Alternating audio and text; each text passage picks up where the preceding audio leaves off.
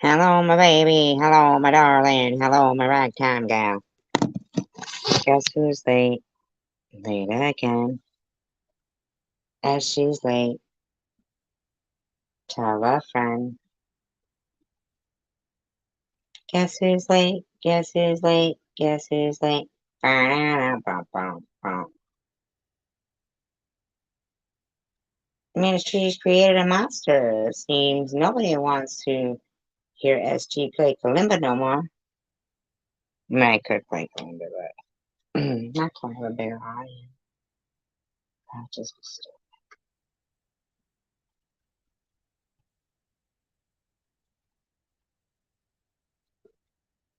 Hi, Cassidy. See? I knew I'd get a better class of people coming. Also, I had a good class of people, but don't get me wrong. In my last stream, but but then I ended up with a Love Chat XYZ guy. You know, the porno guy, whatever. Oh, I did hear that do do do do do. I want to say this.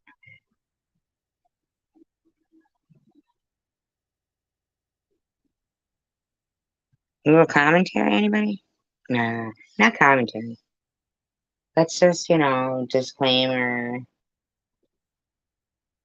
I do not own the video I'm about to play, but I would like to see it, and I'm sorry. I will put a link to it in my description. My apologies to. I hope I can find them. Yeah, here we go. To the boohoo effect, because I already has a new. See, I like the way he does his video. He's very funny. And he has a lot more videos than the ones that I'm gonna play. I'm only gonna play a little bit, It's all out of admiration, okay? Anyway, I'm gonna actually Cassidy, can you look up the boohoo effect? All one word, the boohoo effect, and drop their link in my chat.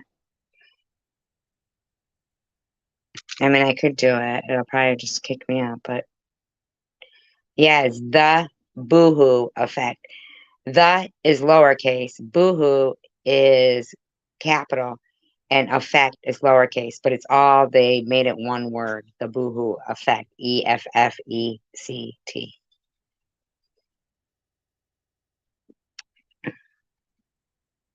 Thank you, I appreciate it. Because gotta give, like kudos when you're playing somebody stuff that you do like and admire and everything. So I'm gonna wait until Cassidy gets back with that link, so that way people can go over there and subscribe to join their community. Not that it's a community, you know what I'm saying. Show some love, basically. The one that I want to play is why is Tiffany M live streaming while driving. I'll just get it set up. Hold on.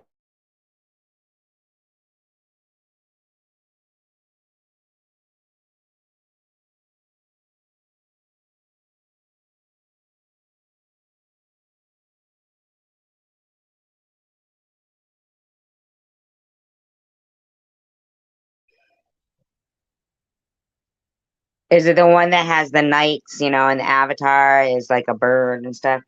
And it has like video about so funny. I'm only a few seconds into it. Only a few seconds into this. And it's hysterical. Listen to this. So funny. Yes, the boo effect here.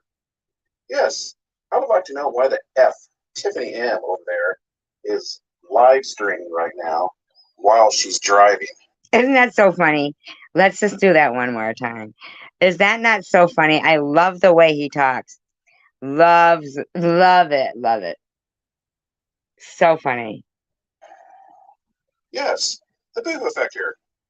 Yes, I would like to know why the F Tiffany M over there is live streaming right now while she's driving. I mean, isn't this the same person that actually killed somebody for? Not that that's funny. I just love how he just cuts to the chase, though. You know, he cuts right to the chase. I mean, I didn't even think of that. And that is spot on right there, right? Can't deny that. Oh, I don't know. Let's just say inattentive driving. Was she texting or something? Oh, I don't know. Let's just say inattentive driving. Now, wait a minute. I have to start this over again because it's Yes, too the funny. boo effect here. Yes, I would like to know why the F Tiffany M over there is live streaming right now while she's driving. Doesn't he, Cassidy? Oh my God. Gotta give love here. This is great. I mean, isn't this the same person that actually killed somebody for, oh, I don't know, let's just say inattentive driving? Was it? Not a funny subject, but necessary to be pointed out. This was August 1st, 2022. She texting or something in that nature? And she's over there live streaming when she has in her past taken out a Buffering. Can't stand that shit.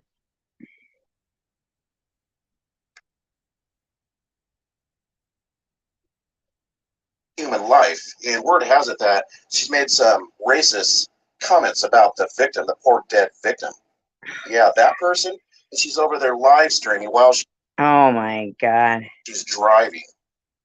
You know, you see the arrogance, the self indulgence that this person beholds within her makeup.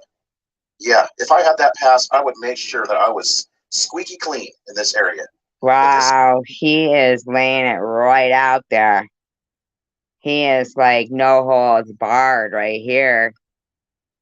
No holds barred. This is the truth. This is facts. 100% facts, in my opinion. Hi, Mandy. Yes, that is true, Cassidy. Yes, absolutely. Absolutely true.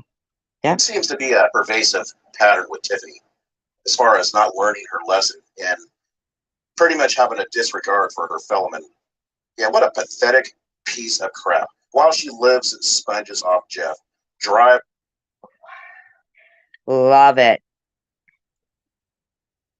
Because it's true. It's funny because it's true. You know, not funny like haha. Funny like the irony of it is Driving around. Why are you out driving around live streaming, Tiffany? Huh? Is Jeff coming down on you again? He cannot get you off the internet. You know, taking out a life in your past is not enough. That's not going to teach you. You're one pathetic piece of crap. You know I that? love this guy.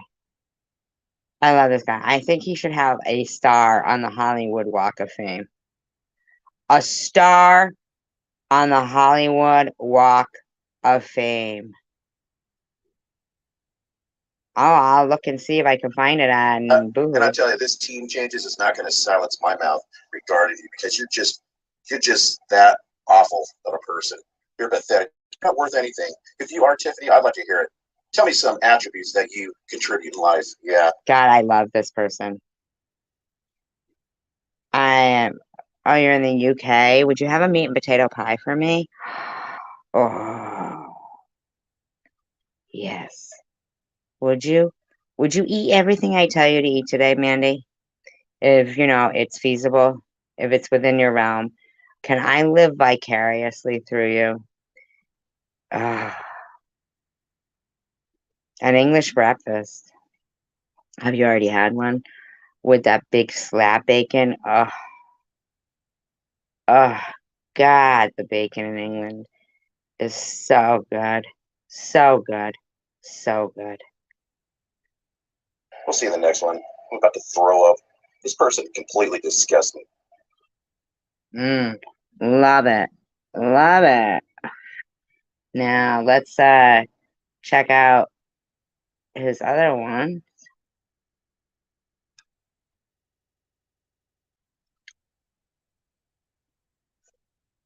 Their bacon is so good, and the meat and potato pies, and the sausage rolls, and oh my god, meat and potato pasties.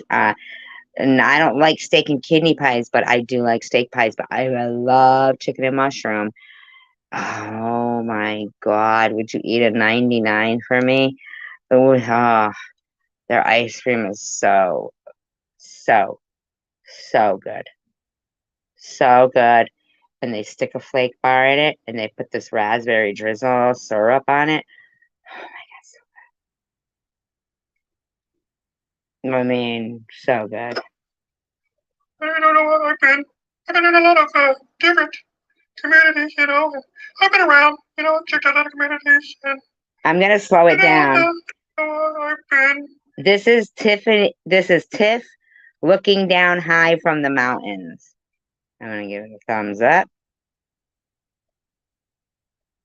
Mmm, baked beans too. Eggs on toast. Egg on toast. Beans on toast. Mmm, that wasn't me. That's Boohoo Effect doing that. This is Boohoo Effect.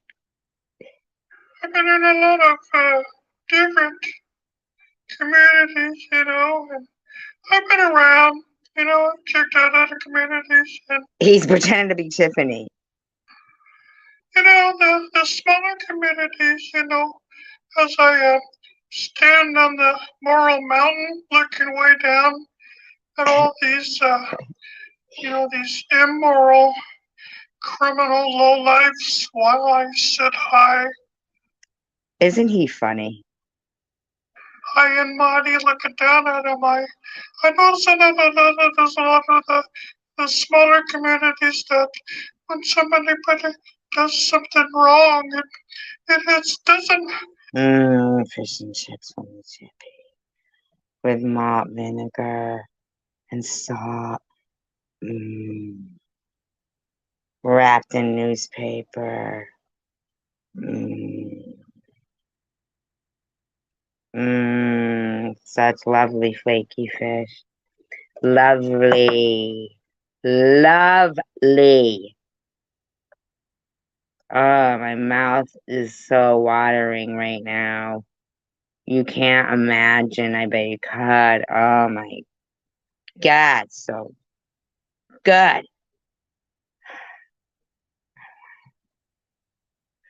I want chips and fried rice. I want chips and curry. I want chips and split peas. I want fish and chips. I want meat and potato pie. I want a Wimpy's hamburger. I want bacon crisps and prawn flavored crisps and a mint arrow, Cadbury buttons. I want. Mhm. Mhm. I want. Have a large impact as it would to bigger communities. It's got a much smaller impact, but you know, even in with the larger communities, He's so funny. I'd eat it all right now. I'm telling you right now, if all of that was in front of me, all of it, cheese on toast, my Uncle Jimmy used to make cheese on toast. Make us some cheese on toast, grand. Uh, and he would make lamb chops. So good and crispy. So good and crispy. I can almost smell food. Bacon. Mandy. Oh, she came and she left without bacon.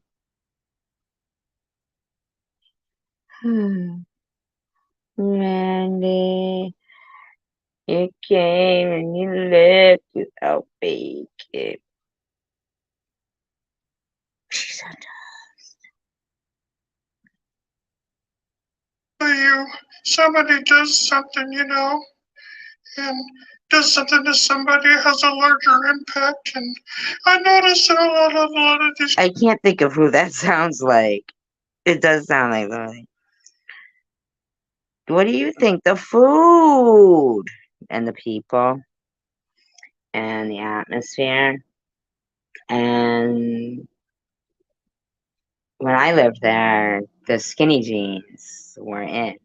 See, over here, it was like Levi's. And over there, see, over here, it was where the jeans were so short that, because when I was there, it was 84, 85. And the jeans over here were not made for tall people, for tall women, I should say.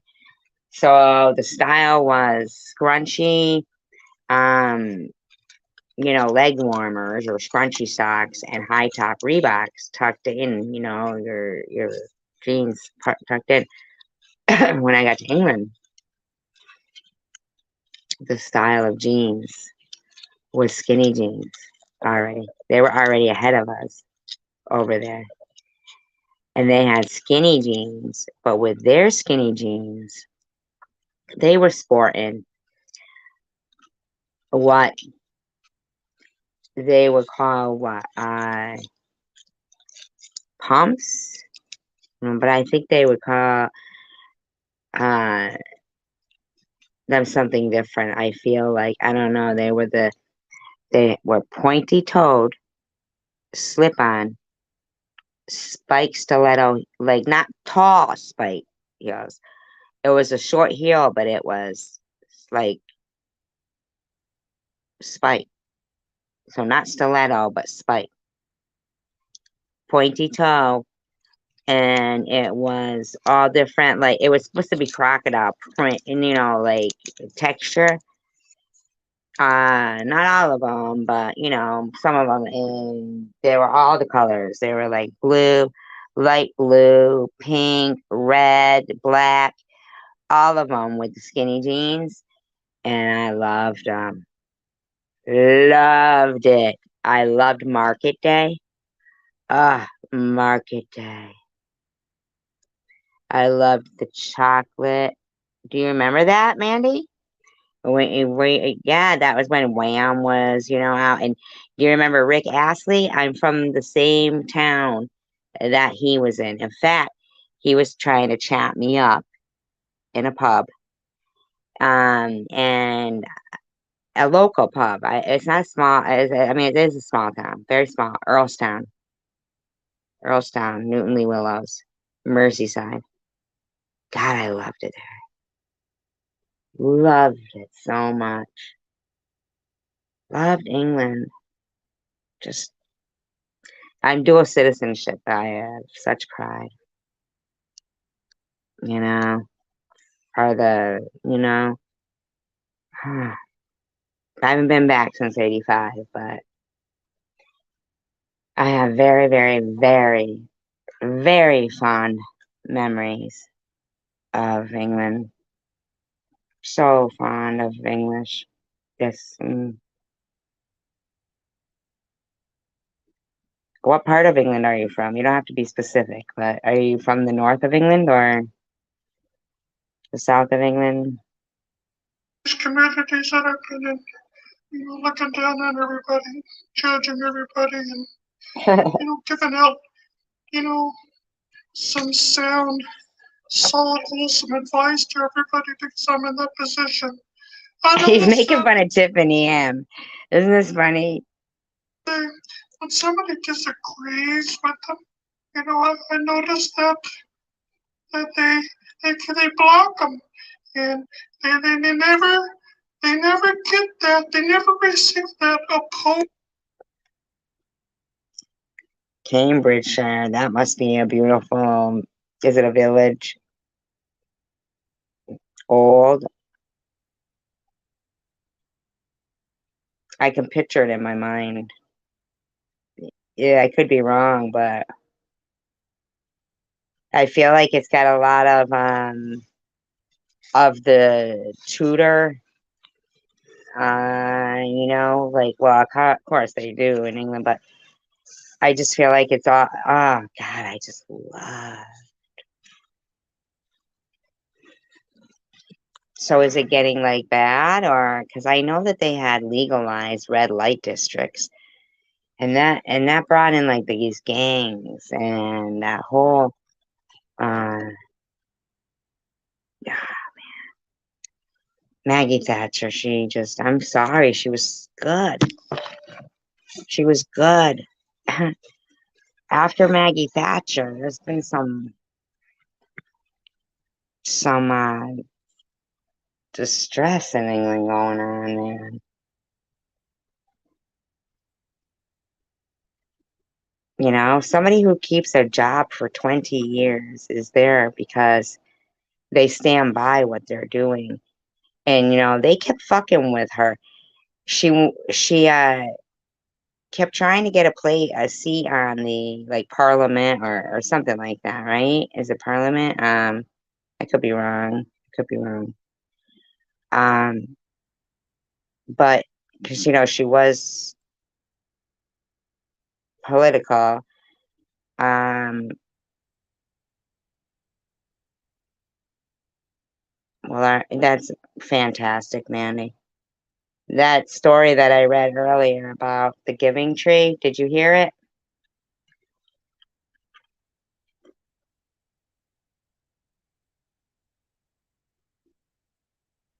I mean, I hope you guys don't mind if I repeat it because I want you to know how, you saying that right now, right?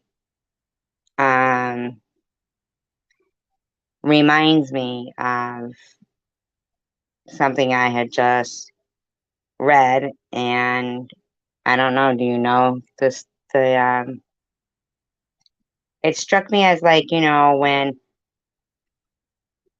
I don't know, just our parents will end up needing us like that. And the fact that they're there, like the fact that she's there, that makes you feel secure, doesn't it? And that you're in the house that you were brought up from the age of 4. It says once there was a tree and she loved a little boy, but you could change it to a little girl. And every day the boy would come and he would gather her leaves and make them into crowns and play king of the forest. He would climb up her trunk and swing from her branches and eat apples.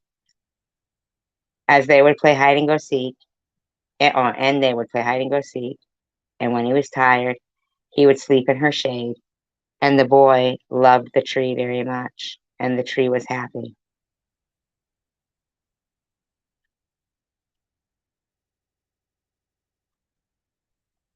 But time went by, and the boy grew older, and the tree was often alone. Then one day, the boy came to the tree, and the tree said, "Come, boy, come and climb up my trunk and swing from my branches, and eat apples and play in my shade and be happy." "I am too big to climb and play," said the boy. "I want to buy things and have fun. I want some money." "I'm sorry," said the tree, "but I have no money. I have only leaves and apples."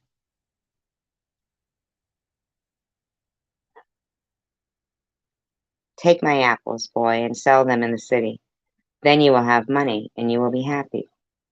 So the boy climbed up the tree and gathered her apples and carried them away, and the tree was happy. But the boy stayed away for a long time, and the tree was sad. And then one day the boy came back, and the tree shook with joy. And she said, "Come, boy, climb up my trunk and swing from my branches and be happy." "I am too busy to climb trees," said the boy. "I want a house to keep me warm," he said. "I want a wife and I want children, and so I need a house. Can you give me a house?" "I have no house," said the tree. The forest is my house, but you may cut off my branches and build a house. Then you will be happy. And so the boy cut off her branches and carried them away to build his house, and the tree was happy. But the boy stayed away for a long time. And when the tree, oh, sorry, and when he came back, the tree was so happy she could hardly speak. Come, boy, she whispered. Come and play. Oh, I skipped a part. No, cut off the branches. Come and play. Are you still with me?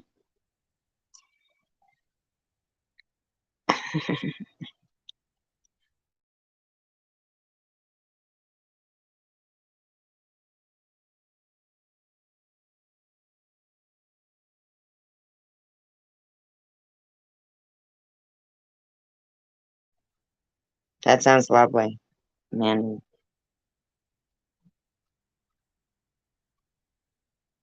Okay. When he came back, the tree was so happy she could hardly speak. Come, boy, she whispered. Come and play. I am too old and sad to play, said the boy. I want a boat that will take me far away from here. Can you give me a boat? Cut down my trunk and make a boat, said the tree. Then you can sail away and be happy. Now that must make like a parent so sad, but yet knowing they want to make their kid happy and they want them to have independence. So they encourage it, and it says, and so the boy cut down her trunk and made a boat and sailed away. And the tree was happy, but not really. And after a long time, the boy came back again. I am sorry, boy, said the tree, but I have nothing left to give you. My apples are gone. My teeth are too weak for apples, said the boy. My branches are gone, said the tree. You cannot swing on them. I am too old to swing on branches, said the boy. My trunk is gone, said the tree. Okay, Cassidy, you cannot climb. I am too tired to climb, said the boy. I am sorry, sighed the tree. I wish that I could give you something, but I have nothing left. I am just an old stump. I am sorry. I don't need very much now, said the boy. Just a quiet place to sit and rest. I am very tired. Well, said the tree, straightening herself up as much as she could. Well, an old stump is good for sitting and resting. Come, boy, sit down and rest. So I wonder if to reverse,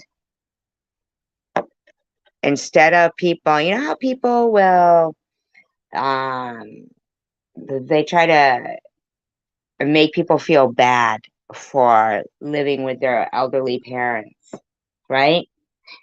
But then on the flip side, they try to make them feel bad when they put their elderly parents in a nursing home. But if you look at it like this Shel Silverstein poem story, the best thing to do would be to make your parents feel like that tree and not useless, and make them think that you're there because you need them. You know what I'm saying? Even if outwardly, publicly, it is what it is, and you're taking care of your elderly parent, which is so commendable. But I wonder if for their psyche, like an elderly parent's psyche, if to feel useful at the end of their life, when is like what would make a tree something that's been solid for you, even though they're down to an old stump. To make them happy is to feel useful for their child. Not like that now, oh, oh, now I'm a burden on my children kind of thing. I'm not saying that you're saying that, Mandy. I'm just getting an epiphany myself. I'm kind of talking out loud. I wonder if for the psyche of an aging parent,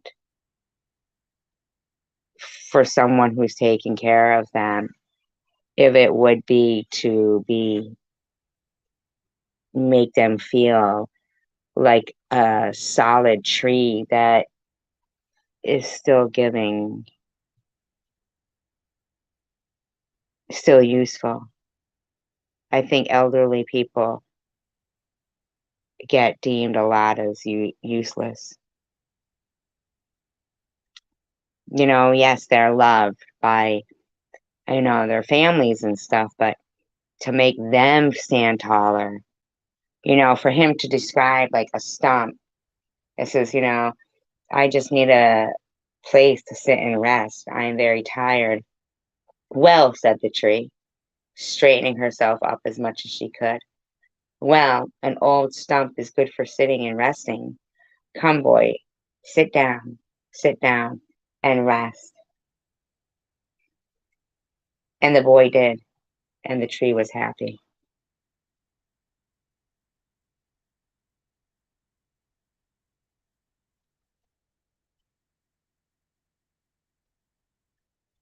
Maybe that,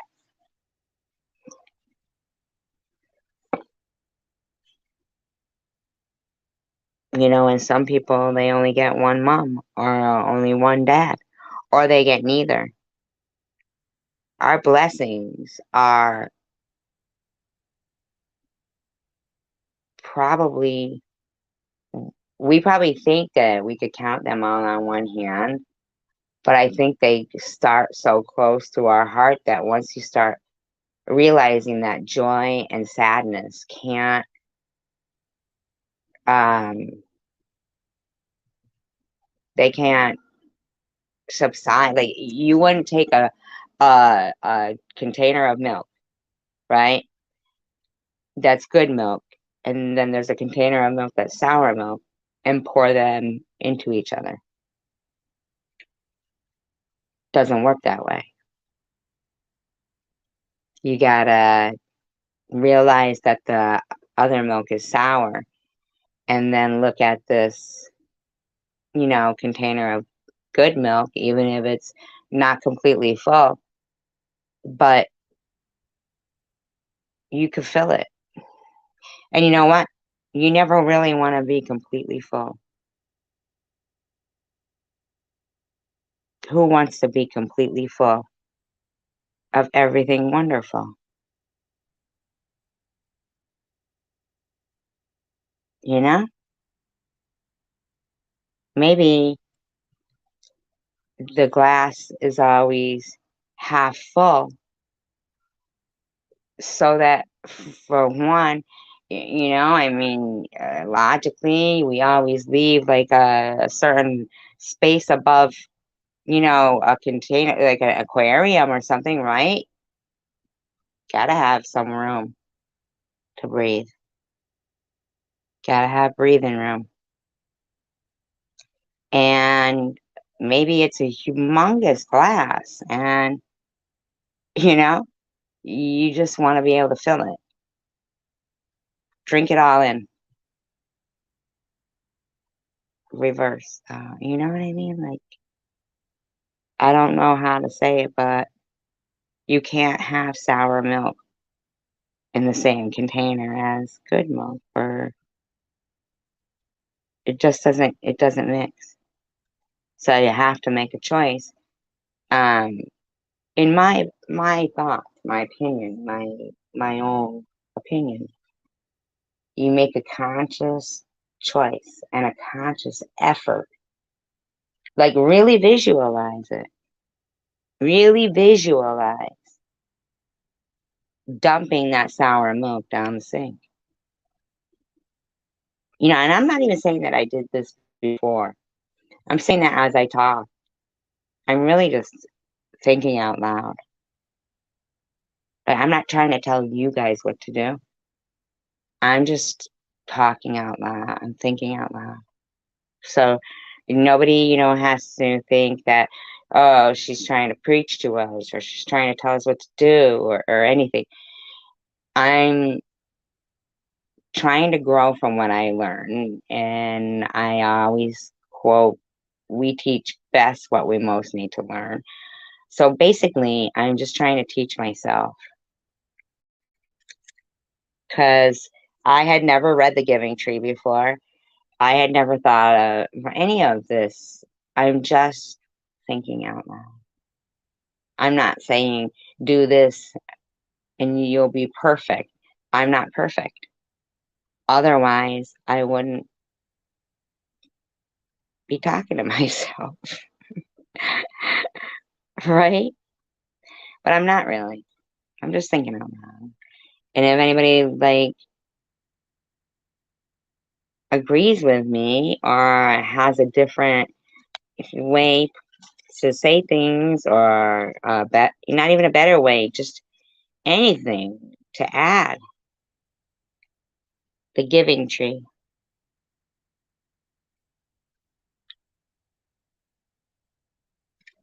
you know? And I really, really appreciate it. Like even Stephanie Dawson, you might be mad at me now, but I'm only going to remember you spotlighting to me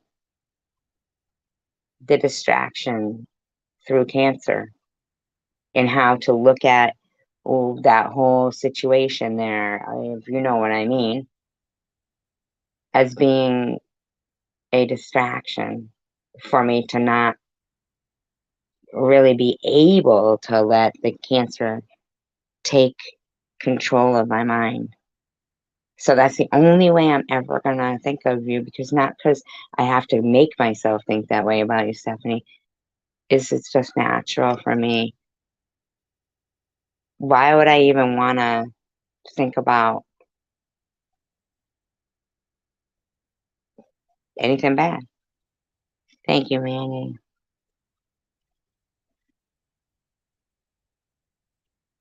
Thank you so much. I appreciate you being here. Kissy face to you too. I wanna kiss you all over. I'm only kidding. I'm silly. Yeah, let's go back to the boohoo effect, imitating Tiffany M. It's funny.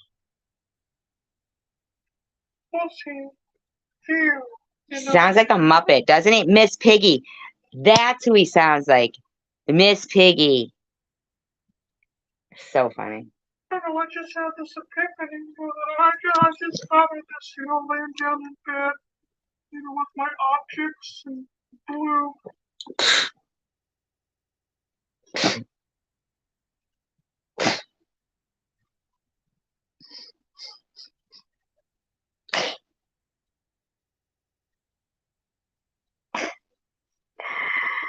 Laying down in bed with my object.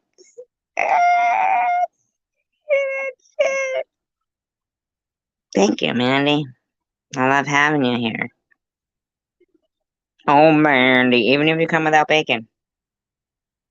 Blue tools. We're at Jeff's in another room, but I was just thinking this laying down,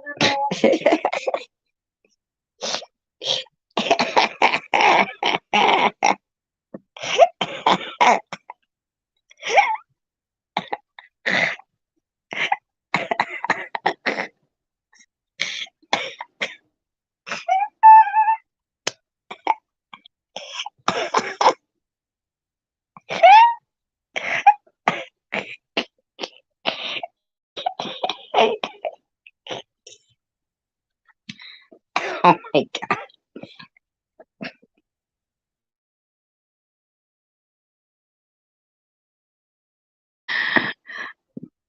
I was just thinking this laying down, That is funny.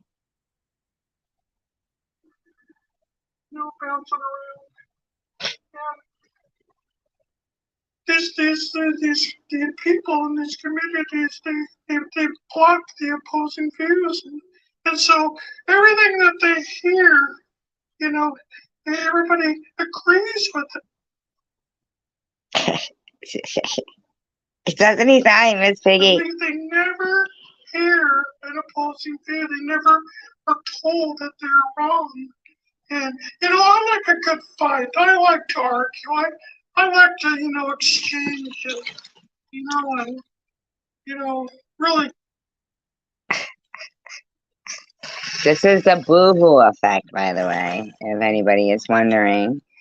It's the boohoo effect. Very funny. Very, very funny person. I just find him to be hysterical. And he's not making anything up. It's funny because it's true.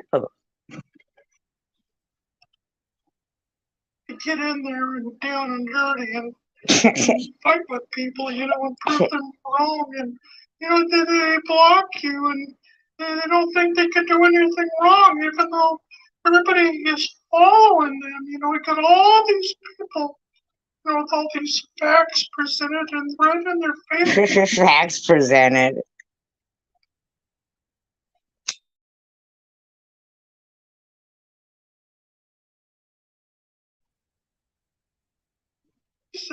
And they don't think, they don't believe it, right?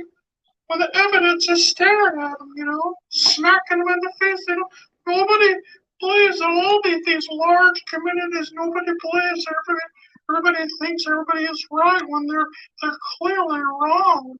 And I'm the only one, that comes in these communities that's know what's going on. I'm the only one that's right, and I like to set these people straight. And This is supposed to be Tiffany M. You guys know who that is, right? but I don't know. I see a lot of these people running around, and they clearly don't have a clue, what's going on. But I don't know. No, a lot of people don't know my past, but I don't know. It's just something I had thought, looking down on everybody. I'm trying to teach people morals, and you know, nobody really knows my past. I try not to sweep that on the carpet, but just recently though, and it wasn't that long ago. I was about a month ago. I teamed up with Tracy, aka Listen. Not me. Person excellence. So I like how he clears that up because there's a lot of confusion, I think, in this community with that person. Just recently though, and it wasn't that long ago. I was about a month ago. I teamed up with Tracy, aka Person Excellence. And she's a known child stalker. I've helped her out before, standing on the Moral Mountain, while I'm stalking kids with her. While I'm stalking kids. Supporting her, stalking this Catherine, 1969, and her children. Tracy was sitting there playing the video and getting all these links supplied to her, to this family and their children. No, I don't know anything about that.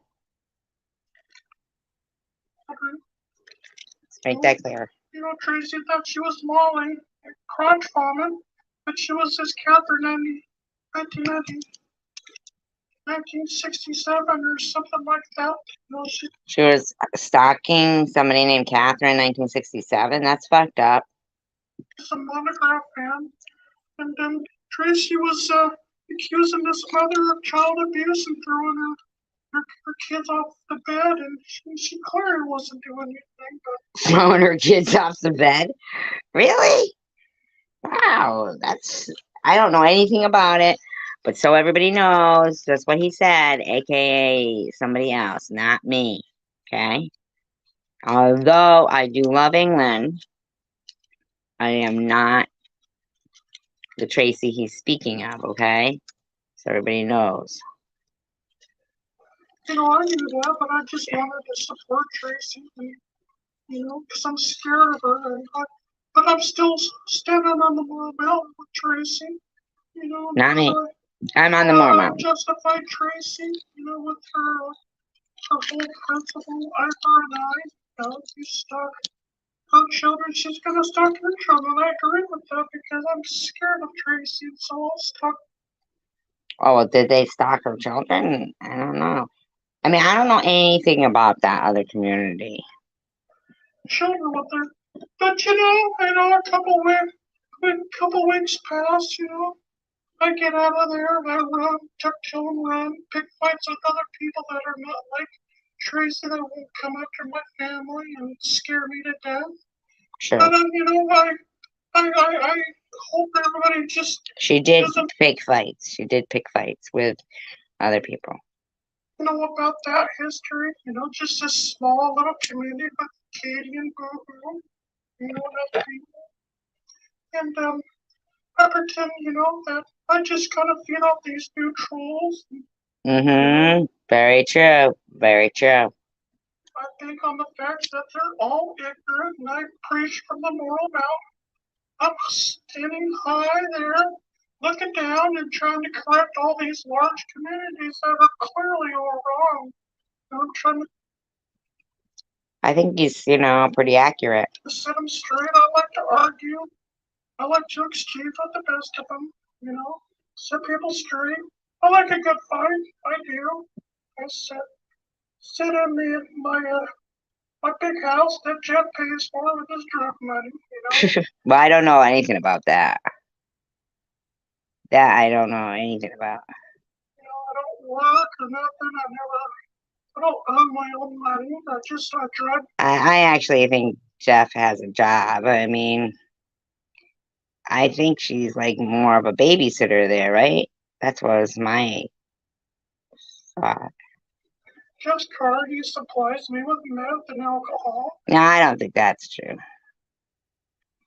I mean, I don't know, but I don't know about that. And I preach from the moral mountain because, I've earned it.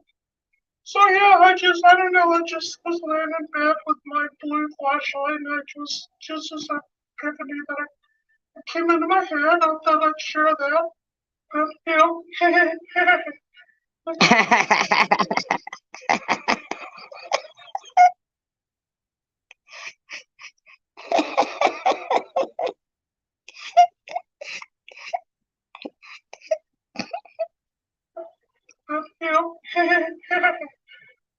but, anyways, I decided to get that out, get it off my chest and do a little quick line. So how you doing? Oh, hi, how you doing, Tom? Good to see you. Good to see Tom Reed. you. Oh, I hope you get better. Well, I hope that's what you meant. Yeah. Well, I'll see you guys later. Love you. Love you all. I'll make another appearance and show my beautiful face with full of effects. Get the blur going in the face and make my blotchy skin look smooth. I'll make sure my lips are nice and full and inject with these injections. I do, it's a home kit that I ordered from Mexico.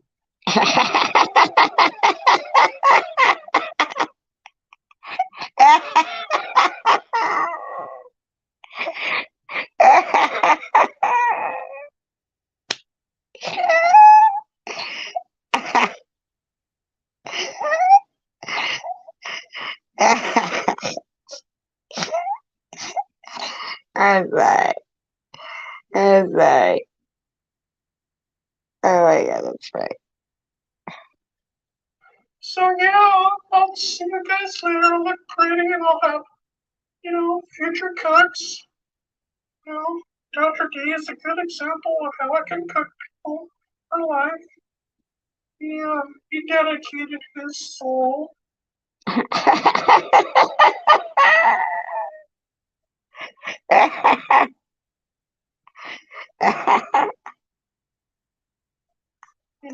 And dedicate his soul to myself. He's in full compliance and slavery with me.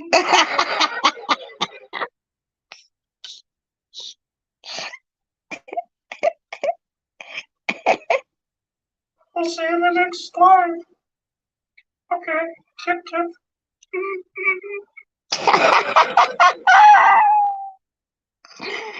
my god. Oh my god, he's funny. Oh god. Oh god, he's funny. I'm sorry. He is funny to me.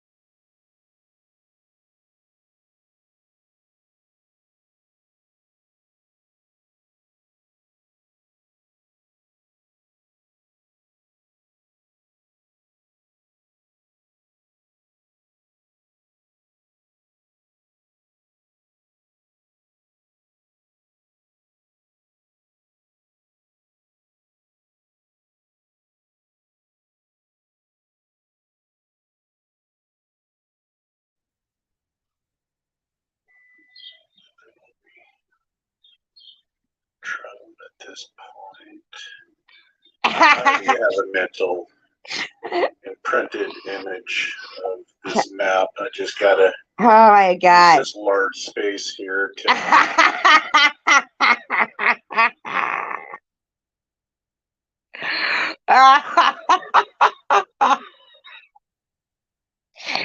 have to share this one in the live stream right now. Hold on. Oh my god, this is so funny. Oh my god, this is so funny. Ah, this is hysterical. You know how Tiffany does her flowcharts?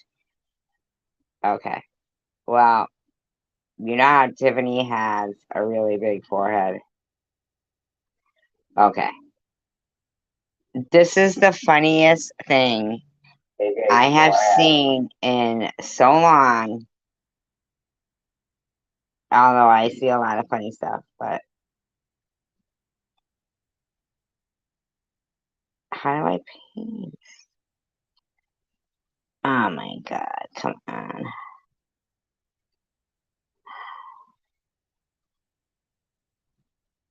How do I do that?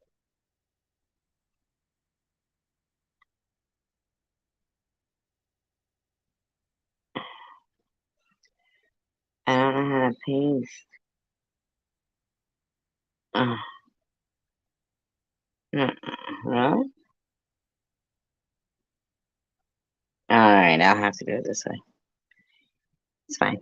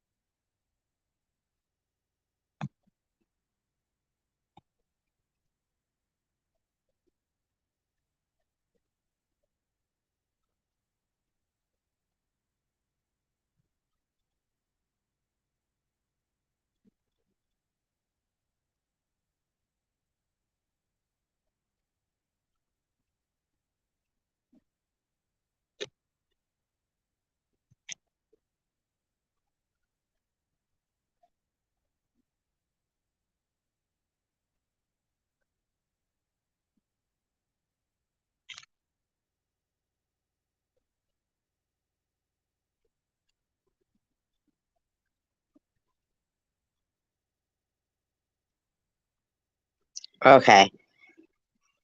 This video right there really, really. Oh, look, it looks like it. Oh, yeah, I should. Really should be watched because it's definitely not as funny without visually watching what he is actually doing. It's hysterical. So funny. Boohoo Effect is so funny. So funny. So funny. I mean, seriously. You have to watch this. At this point, I already have a mental imprinted image of this map. I just gotta. He's drawing on her forehead. This large space is Tiffany M's forehead. It's hysterical. Sort of draw out a makeshift map.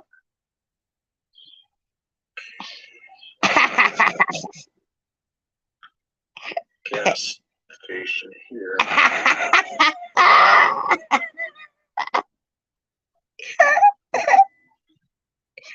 Food stall. See. This next.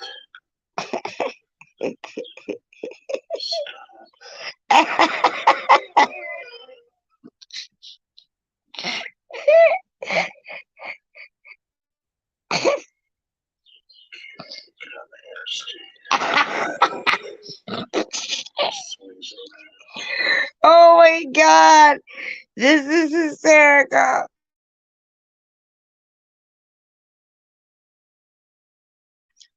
Oh my god.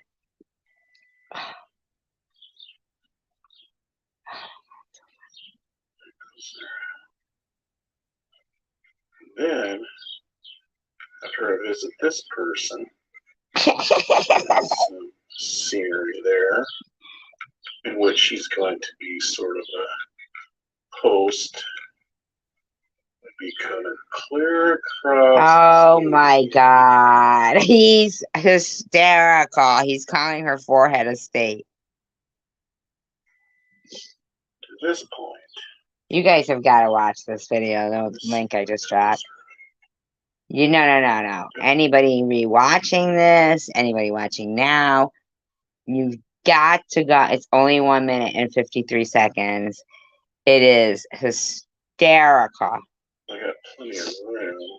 And all this space here basically is a desert-like region.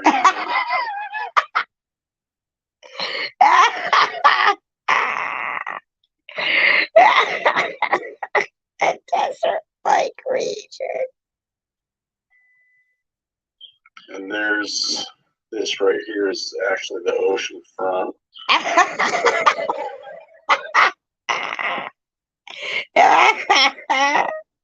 Park area. You know, this map is almost as accurate as my actual map. When you spread the map completely out, unfolded, yeah, it's definitely on fucking her forehead. very identical to this map. This map. Large space. This large space. Yeah, I just might take a picture of this and just maybe have this as a backup. All right. Anyways, I gotta get going again. We'll see you in the next one. Just thinking out loud. Oh my god, he's funny. Oh my god, he's so fucking. He's so funny. Hysterical. Everybody, please go over there and for a good laugh. I mean, he is so funny. He is just.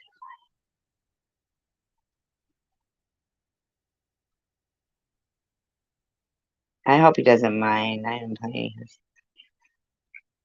Yes, the Boohoo Effect here. I'm on Tiffany's channel. It's called Nacho Problem. Used to be called Tip Dip Nay Nay not too long ago. But I went to her channel. I want to see what activity is going on, and regarding the latest porn drop that's been on another channel for us, and just to see what she's doing about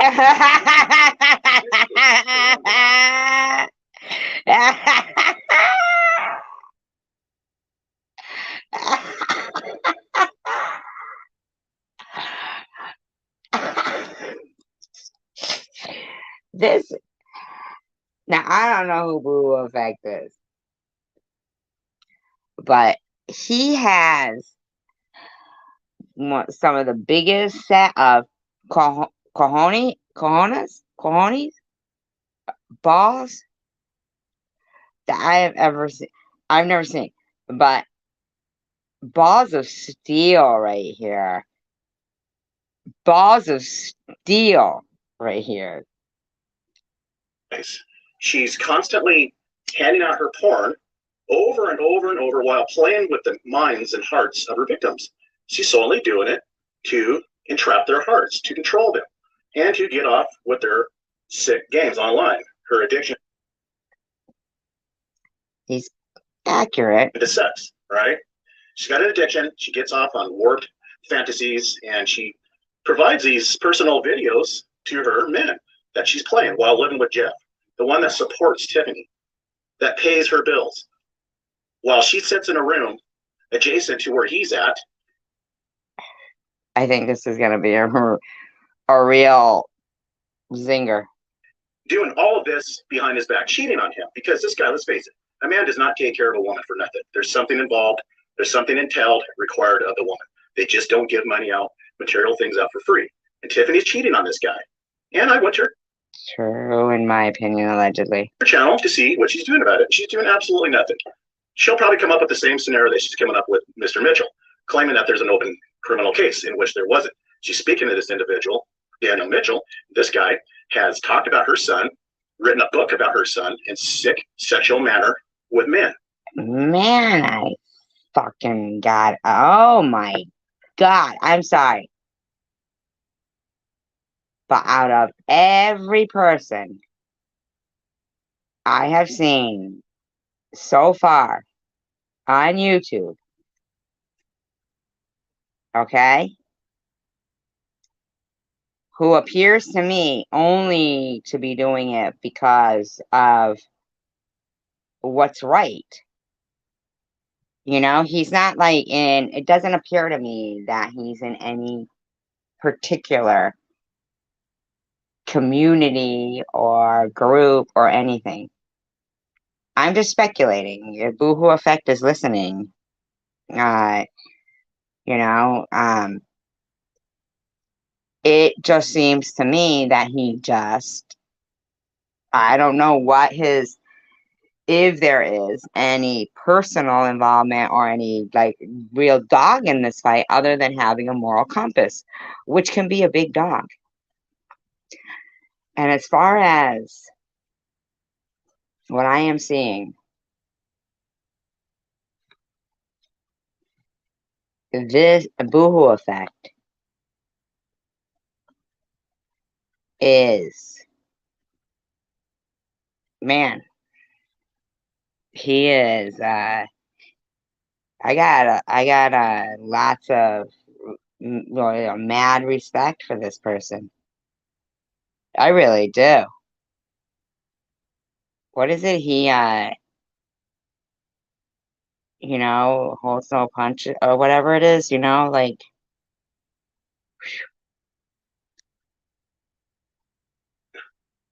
All right, that's sick. And she still consorts with this guy because she doesn't give a shit about her own child.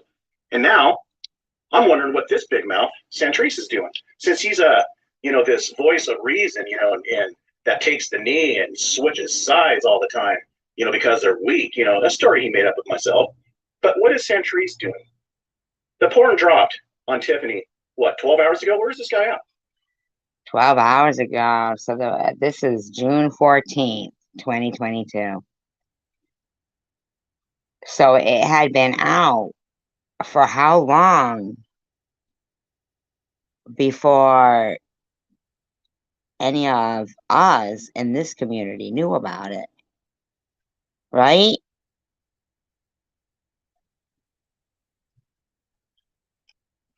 Where is he? Where's his big mouth at? Nowhere.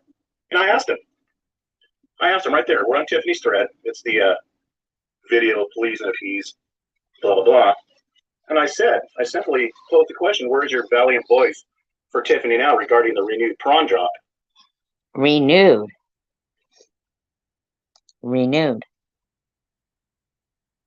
So this isn't something old. This is something renewed. Mr. Righteous. And Tiffany intervenes and asks me, where is mine? You see, remember, this person claims that she never solicited my help. It was never wanted. It was completely on my own part to defend her. On my own accord. She's never asked, and what she has. She's been coming to me behind the scenes asking for my help repeatedly. I think that if Boohoo doesn't like somebody's behavior, it doesn't matter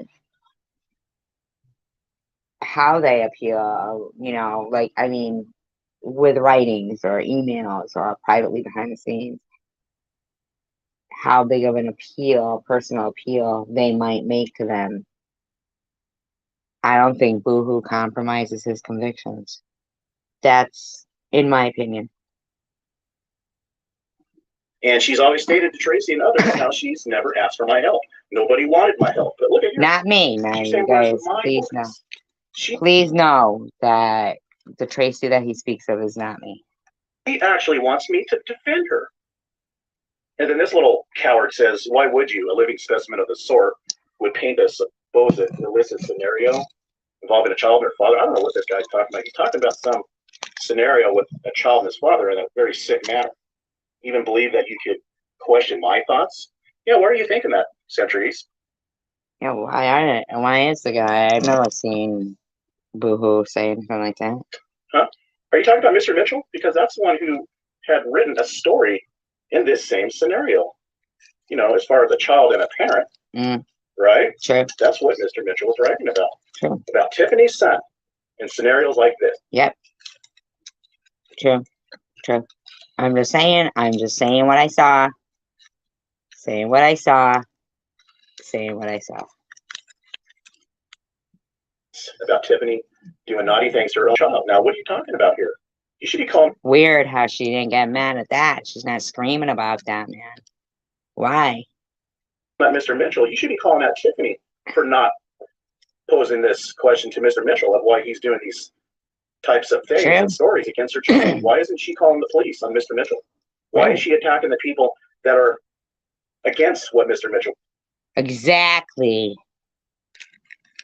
Now, I don't know anything about the guy that Boohoo is talking about, but I'm saying I've seen different channels, not even just that particular one, saying things that are fucked up, but they're men, and she goes after women, She doesn't even seem to go after Boohoo, She is anti-feminist. Was doing with these stories. See, that's very questionable conduct. You got to question the motives here. What are the motives? Is this just to win an argument over the well-being over your son?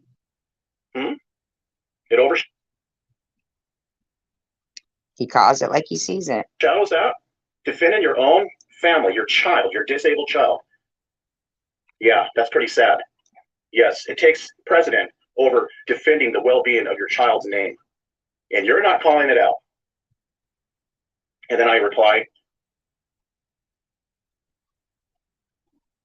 to Tiffany because she's asking why I am not giving my voice for the prawn drop. And she says, and I reply back in other words, you have to be kidding me. After you call me a pedo on Tracy's live, defend yourself. And I basically reply to this idiot coward that's sitting back saying nothing. I really like this guy. I mean, not like, like in a creepy way. I'm saying balls of steel. What are they? Kahunas? Completely radio silence. This is your good buddy, Tiffany Centuries. Where's your voice? Huh? Speaking out against this prawn drop on Tiffany. Where is it? Silence, because you're a coward. You attacked me. You tried to, anyhow. Over what? You can't even think of a reason. You have to make up sick crap like this. Some kind of a sick child predation scenario. A PETA scenario, because you're thinking it, aren't you? Are you once? Mm-hmm. That's what I say about Sharon V. She makes up this sick scenario about me having sex with my dog. They're thinking of it. Is that why you speak like a little girl? And support those that stalk children, huh? And I call him the coward because he is. And then Tiffany responds, wrong is wrong. Yeah, that's right, Tiffany. Wrong is wrong. Yeah. But she's going after you, boo-hoo. And you were simply pointing out, why aren't you defending her? Like as if her friend should be defending her about something that her friend could be justified in defending her about. You and her don't get along. But you just wanted to, you were actually doing her a favor and calling out that her friend wasn't defending her. Unless Boohoo doesn't like someone, then wrong, just may. That's some character you have got there. Why were you pursuing a 15-year-old girl? See, she asked for my help, and I basically tell her to defend herself because Tiffany's problem. And she resorts right to pedo stuff. Wow. Wow. Is self-inflicted. You see, Tiffany, the problem with this scenario, this late prawn drop, is you keep on in your activities. Yeah. Woohoo! Absolutely. In this area, you keep sending these pornographic videos of yourself to men while messing with them, lying to them. Yep, it's a constant. It's a constant. Making them believe that you're going to marry them and move in with them. And then you find out they've been played, and you expect them to what? What do you expect? Do you expect them to be so righteous that they're not going to out your porn? You know what happened the first time when I defended you. Remember, you never wanted my defense, right? He's telling it like it is. Nobody wanted your say-so, Boo. Remember that? You should have learned, and you keep handing it out. You're not a victim, Tiffany. You are not a victim. You're a victim of your own chosen circumstance. You keep See? Really? handing out videos of yourself doing all kinds of nasty things to your body, and then when they post it up publicly or give it to one of your enemies, you cry wolf. Mm-hmm. Mm-hmm. That's not being a victim. That is not a victim, Tiffany. You are a victim of your own circumstance. This is self-inflicted. You know better. You're shameless. Yes. Absolutely. You would have a hard time proving victimhood in a court of law. Now, the crime has been committed, yes, that's a fact. That's on that party's part. But as far as you being a victim in a court of law, mm-hmm. Absolutely. That would not stand. It cannot be proven because this is a repeat pattern of yourself, Tiffany. And as far as a 15-year-old girl, yeah, let's see my reply here. This is exactly what I'm talking about. I defended someone soliciting men pretending to be your daughter. You're sick. You sticking your vag everywhere is not my responsibility. It is yours. That's right. It is yours. It is yours, Tiffany. It is yours. Why don't you do something about it? I'm not going to defend somebody that continually, sends these men that you're playing with. And he's been around a lot longer than us, so he knows what he's talking about than seeing what she's been doing. Their minds and hearts, your porn. That's not being a victim, because a victim learns from their mistake and they walk away. And you are purposely handing out your porn, knowing what could happen. That's not a victim. That's self-inflicted, and that's a choice that you made. Mm-hmm. Not out of ignorance, but out of previous knowledge, previous experience in this area. That's not being a victim.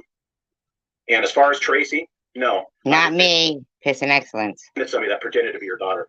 Now, you should ask her why she was pretending to be her daughter and soliciting the interest of grown men online. Okay? That is sick. That was happening? Get out, man. Oh my God. There's your answer. Santrice, you're a coward. Why don't you step up to your plate? You're friends with her. Why don't you defend her, huh? Where's the videos? Yeah, step up to the plate. Why don't you splice up some audio and defend Tiffany? On your 19s effect, you coward. You're a punk. An unemployed state case. Is that the one that used to talk like Triumph, the insult comic god? Or am That's I why wrong? you did not produce a bank statement. What would it have? 13 cents in it? Ha ha ha ha. He's fun. A freaking loser, coward, punk, outcast of society that does nothing but use up toilet paper and air. See, I like this person. You have no regard for your son at home. You handing out your prom and getting plastered all over the internet again. And in my opinion, that's Yeah. Exactly. child abuse because your kids are getting older and they got access to the internet. You are continuing to pursue your past wayward course. It's embarrassing. Handing out your prom everywhere, Tiffany. Do you enjoy this type of stuff, huh? If you didn't enjoy it, you would have stopped the first time this happened when this was going on in Truther Wars. That's all I have on this one. We'll see you in the next one. He's good. He's good. He is good.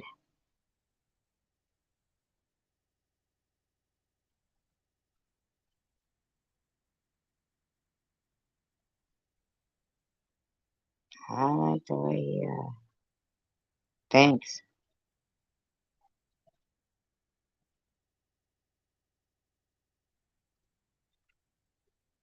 Do do do do.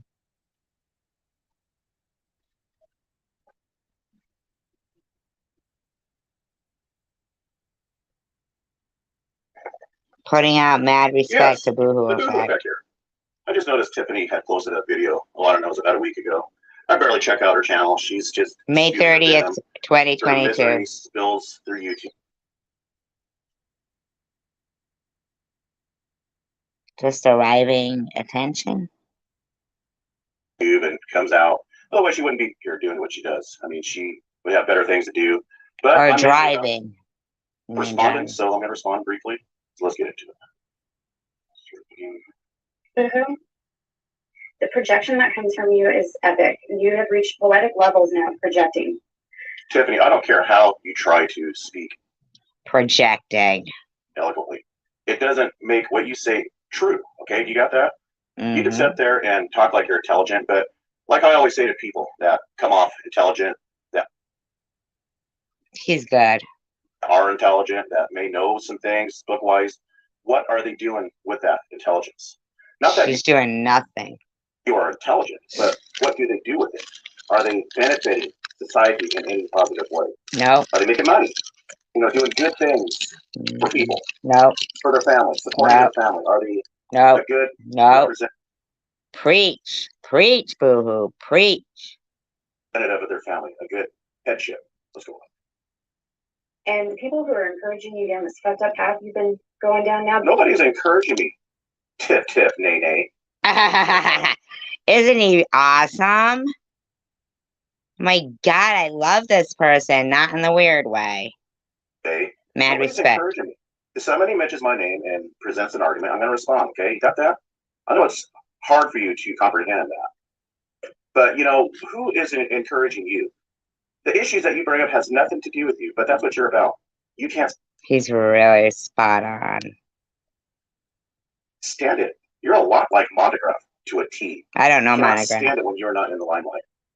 I mean, you But that is true about Tiffany. But I don't know anything about Monogram. suffer greatly from histrionic personality disorder, Tiffany. Okay, let's move on. Does histrionic personality disorder mean they keep repeating history? Like their own mistakes? These people are not your friends. I just want to repeat this. Nobody who is your friend would be encouraging the shit that you are doing. But with that said, Boo-Boo, I have a question for you. Why is it your goddamn business if Urban has a job? Listen to this. She's talking She inserting herself? about personal business. injecting herself into other matters that has nothing to do with herself. But yet she's injecting herself into a exchange with me and Urban. You get what I'm saying here? Listen to this. This woman is a major hypocrite. I've never seen anything like it. This woman cannot see herself for what she truly is. He's spot on. I mean, she can't see herself for what she truly is. In my opinion, allegedly, I agree.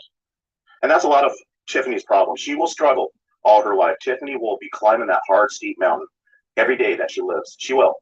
That's why she's in the position that she's at right now. She cannot get out of this prison that she's locked up in. She can't find her way out. She's got, some knowledge of right and wrong, but she does not have. God, I mean, really, he's spot on. He's spot on. Can we get a thumbs up for Boo-Hoo here? Have the desire nor the mental strength to get out, and she knows it. She's forever stuck in this troll field, this cyberbullying that she loves to engage in because Tiffany is suffering, and it's self-inflicted. Job or not. I know for a fact he has a job because before you inserted yourself into an argument that was 2 years old that had nothing to do with you, that you have zero facts correct about, and decided to give your... You have facts that he works, really? And I'm She's crazy. to take your word for it? The person that lies about having cancer? She did. She did. She did. The person that lied that there's an open case against Mr. Mitchell? Yeah. You're a liar, Tiffany. You don't know if he's employed or not. I've already proved that this guy is completely unemployed. For one, I caught him in a major lie, okay? When there's lies, there's deception, okay? He cannot present Guy spot on. I don't know about Urban. reliable proof that he's employed. You cannot have a check stub, but at the same time not being able to produce a W-2 for the past 2 years, okay? Some kind of a tax file for the year. For the fiscal year, he cannot produce that. He shows... Why do people have to, though? I need to understand why people are supposed to produce. Like, were they demanding that you produce that stuff? It seems like that's truly intrusive. I do know that what you said about Tiffany is correct, that she did lie about that.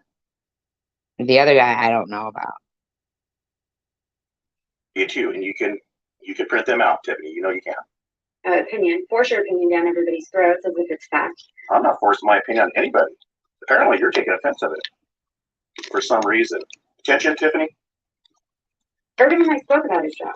Okay. Okay. But who the fuck are you? You spoke about his. Yeah, spoke about his job. What's that fucking mean? I mean, not that I have any thing against this guy that they're talking about, Urban. I don't know him. I don't know him.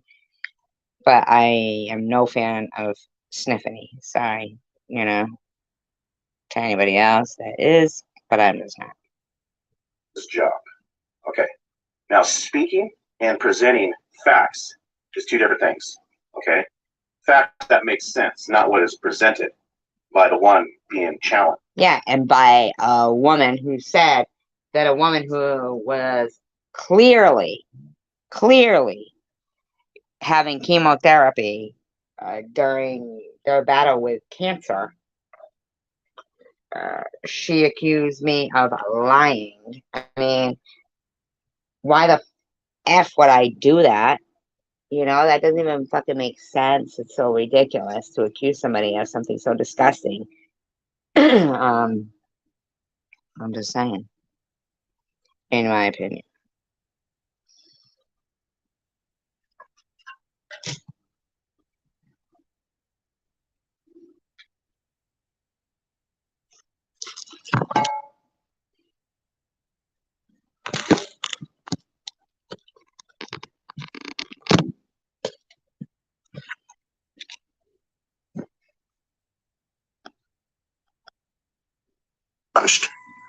And all these demands on people, you do it. Show your W-2. I put demands on people when they come at me like they are an exemplary, productive person of society. When they preach manhood to me, they better be in a position themselves to be this upstanding I really like what he's saying. I like his stance. citizen, to give an example themselves what a true man is about, and that is being a productive citizen of this country, to be gainfully employed, to be treating your family members with respect, to be supporting them, to support your. I like this guy. I do. I like what Boo Hoo Effect is saying. I agree wholeheartedly. Wholeheartedly. I agree.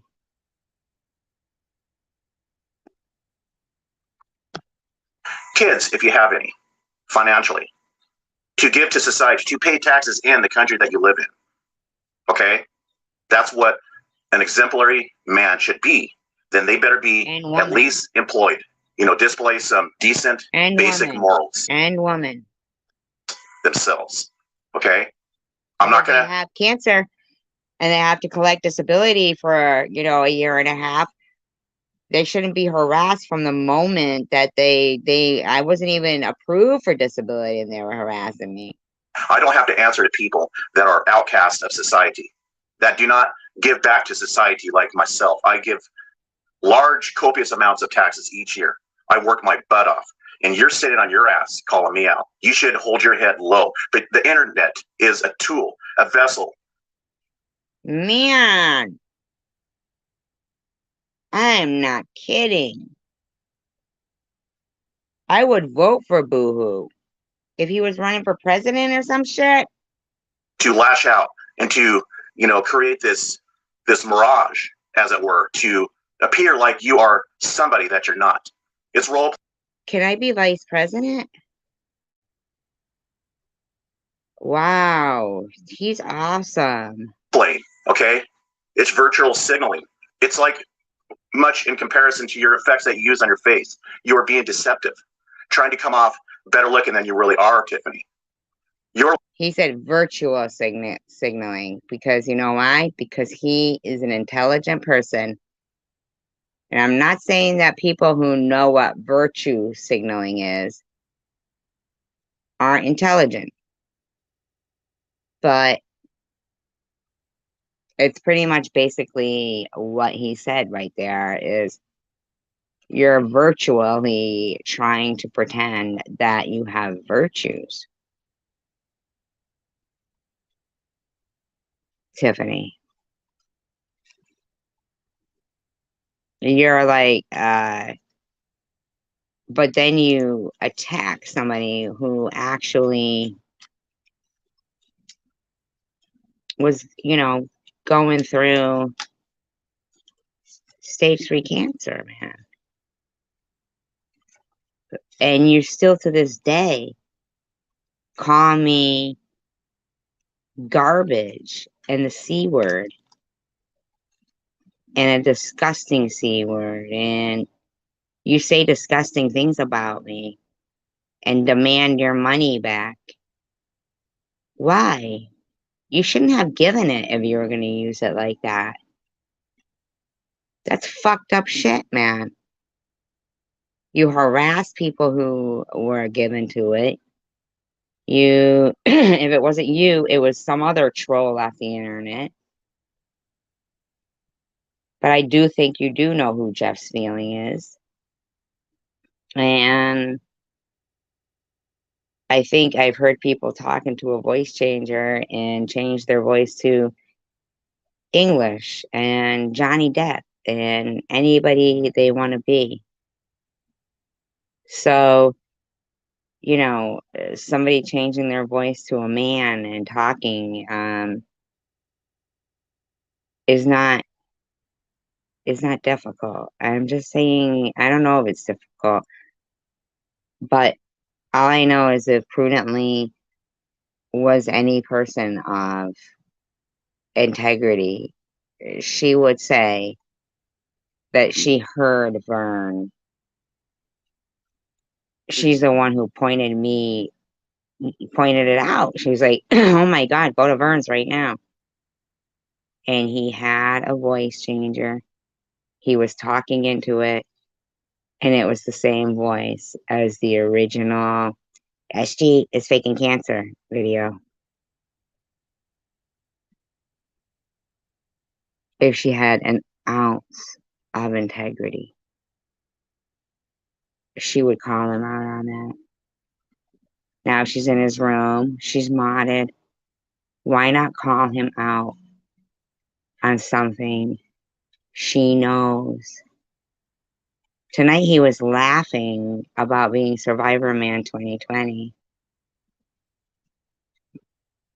because I recently called it out that he was Survivor Man 2020 in Tom's room.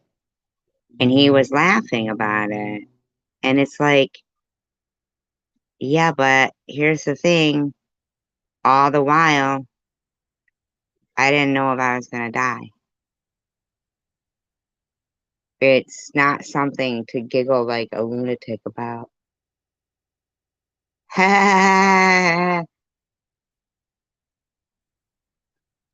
For going into Tom's room and saying, what about when one of your mods pretends to have and not being blocked? And you said, you better watch who you mod next time or I'll squat ya.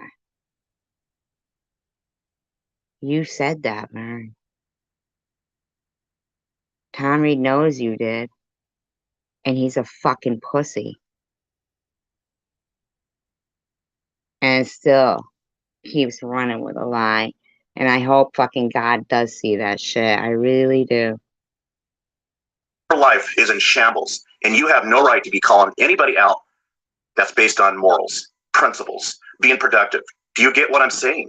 I've shown already, dummy, my workspace. Dummy. I've shown my... Dummy. I love that.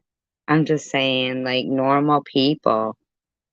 Like, you know, obviously Boohoo is a normal, typical, average person who believes in paying taxes, loves their country, not always, you know, happy with maybe how it's going, but definitely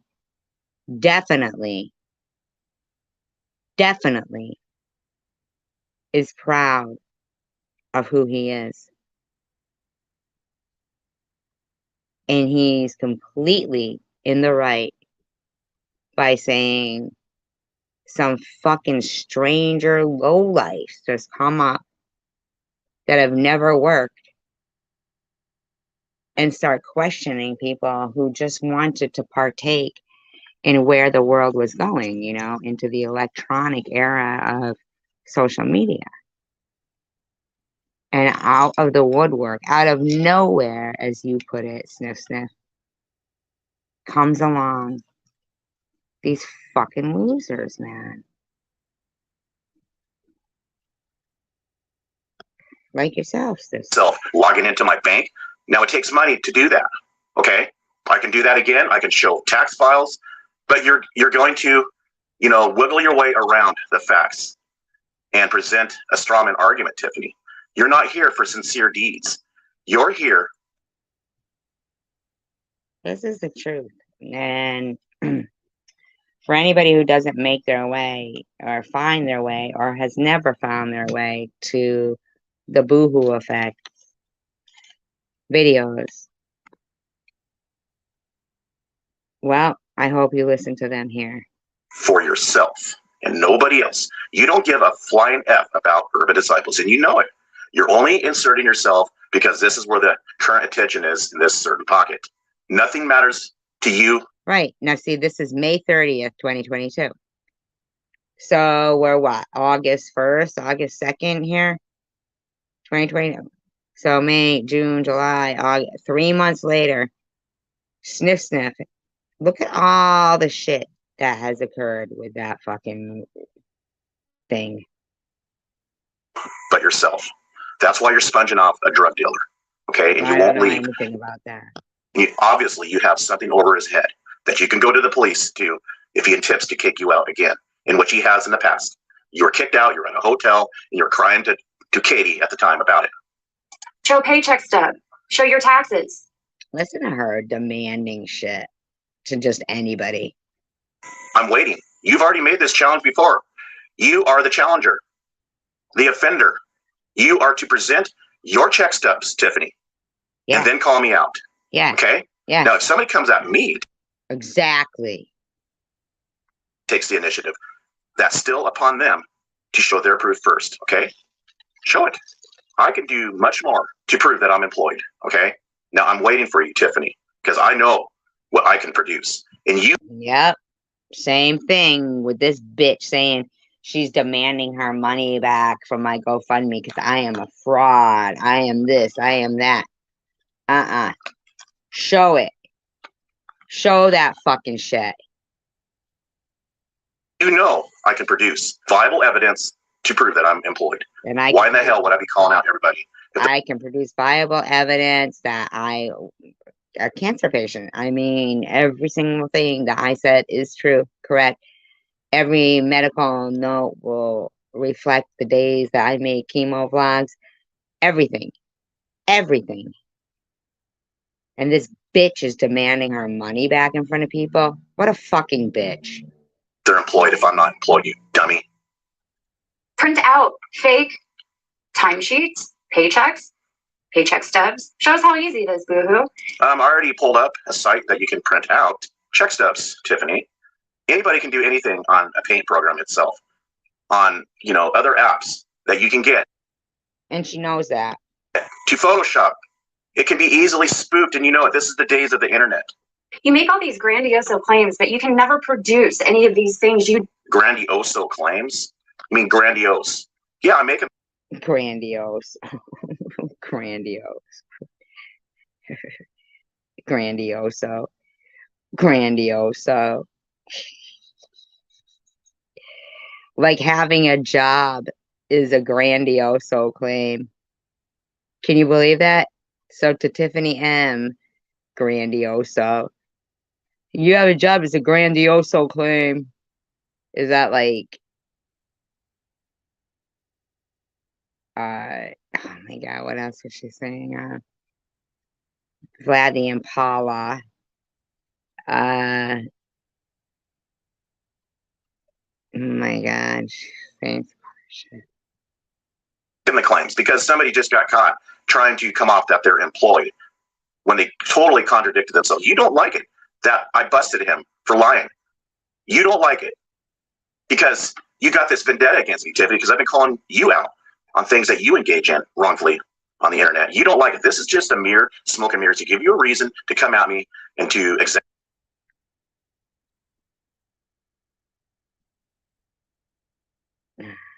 vengeance upon myself. That's what this is about. You know it.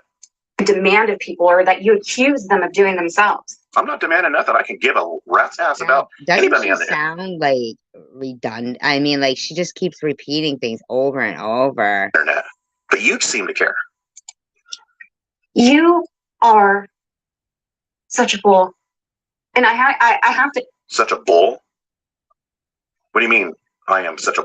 I think she said fool. Such a bull. It's hilarious watching you do. Then what?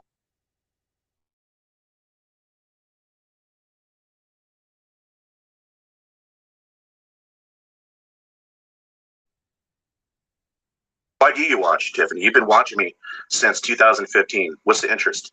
That I wouldn't contact you on Skype, that I wouldn't call your cell phone? What's the interest? You have nothing on me, and that pisses you off, doesn't it? That's why you have to lie that I made a comment. Right. See, so she still has me, same with me. Like she still keeps going after people because she feels like she's got to win. She's weird.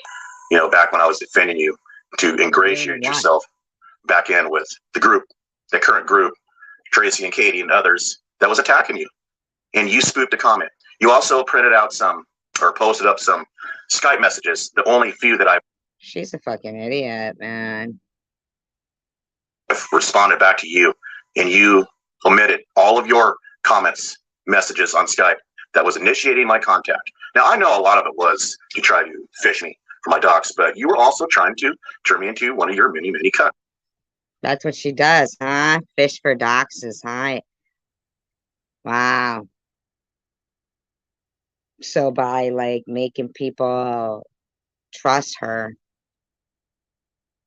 you give her your information and she fucking gets it. What a fucking bitch. That's how much time do I have left? We got a bit. We better move along. This shit is funny. It's absolutely hilarious. No, it's not though. It's not, Sniff Sniff. Oh, I have a job. I don't have time to respond. You respond to every video that's made. And how long does that take, Tiffany? My videos are anywhere from 2 minutes to 11 minutes, maybe sometimes 18 minutes. And I'm done. I'm gone. You are here all day and all night, right? Tiff, tiff, all day? All day long? Made in response to you within 2 hours, no matter what time of day or night it is. Doesn't take long at all. So. God, she is so like repetitive. If you can't do that, that's not my problem. No matter what. It could be 2 o'clock in the morning. You'll respond. Doesn't take long, Tiffany. Yeah, like, so what, Tiffany? How's that bother you? Since I post videos for my cell phone, it doesn't take much at all. I can be in a remote location. Bam, done. Yeah, see, Tiffany, and that's what I was talking about earlier when you were saying you're always there for your friends. You're always there for your friends. No, you aren't, but I bet you, I'm not, me and Boohoo, we're not friends. We don't have each other's phone numbers and stuff, but I bet if we were friends as much as you made me think we were, and as much as you, will make people think you and I were,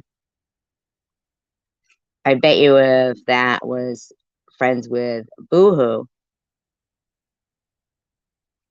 he would feel that same way. Like, it doesn't take much to respond to somebody. Whether good or bad, it doesn't take much to acknowledge somebody.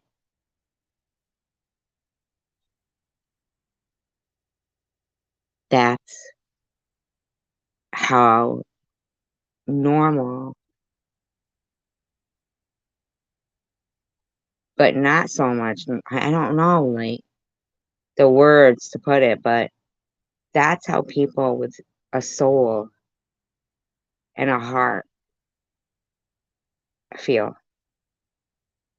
It doesn't take much to acknowledge a human being. Even if you don't like them, you still give them the respect of being a human being. And that's what so many seem to lack. Or sometimes they even give too much attention. It's the wrong attention. It's bad attention. It's shitty. It's shitty. But you can tell by what Boohoo is angry about. But not so angry. It's just common sense. It's common sense. Common sense. You got a cell phone for convenience. It doesn't take much. Hi, Nat Nat. I'm just looking over some of Boohoo Effects videos, and man, he's really on target. He is good. Gone. The biggest, actually, the most time consuming is just responding to comments. I mean, I appreciate people showing an interest, in what people are doing wrong and commenting. I get it, but I respond back when I can. But I'm just trying to give an example of just how little it takes to post up a video. Now, when I use an See, he's talking like a person who got online because technology was the way it was, and somewhere out of nowhere, here comes this person from this generation of 10 years down the road where she must have been, in my opinion, some of those kids that grew up in that generation of with the gaming headphones on and shit.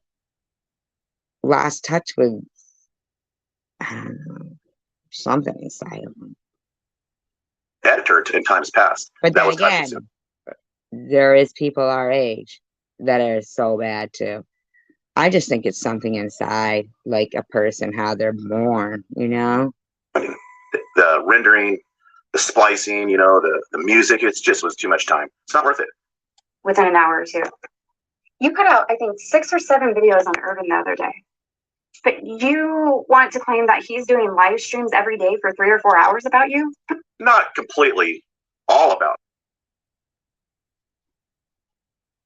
Right. But 6 2-minute videos, even if that was 6, that's true. That's 12 minutes. I mean, the content is, it tends to veer off into other subject matters, but yeah, off and on, for 4 hours, definitely. It's like Tracy's live, she'll include Not me in. me, just an excellence. But, my main point is the time invested. It signifies no life. YouTube is your life, Tiffany. YouTube is Tracy's life. And that's why you two need each other. I don't know when the last time them two talked was, but Tracy is not me. You can't do without each other. Whether you two can't stand each other, deep within. But you need each other. It's pathetic. It's like eating trash. You know it's bad for you, but you'll eat it just to have some.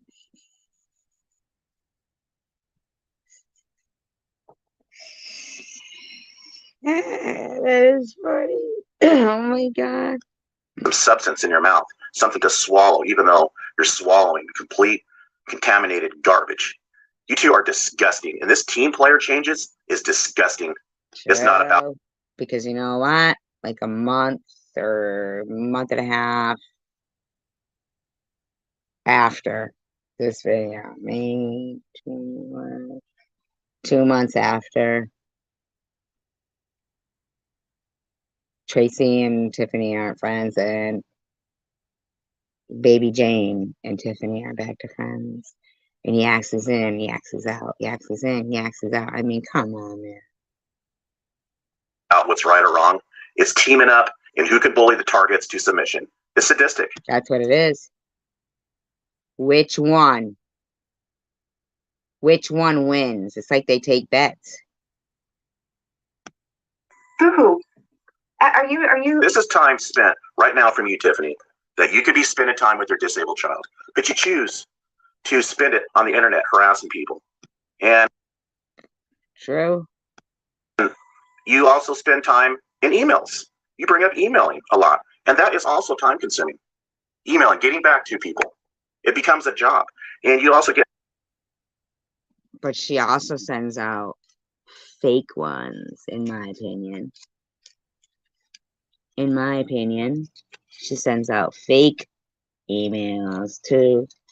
She spends time in everybody's chat. She does troll. I don't care what she says. She does troll. She thinks that shit is funny.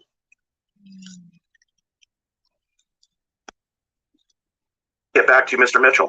But you know what? Actually, she is above the grade of trolling in a sock account.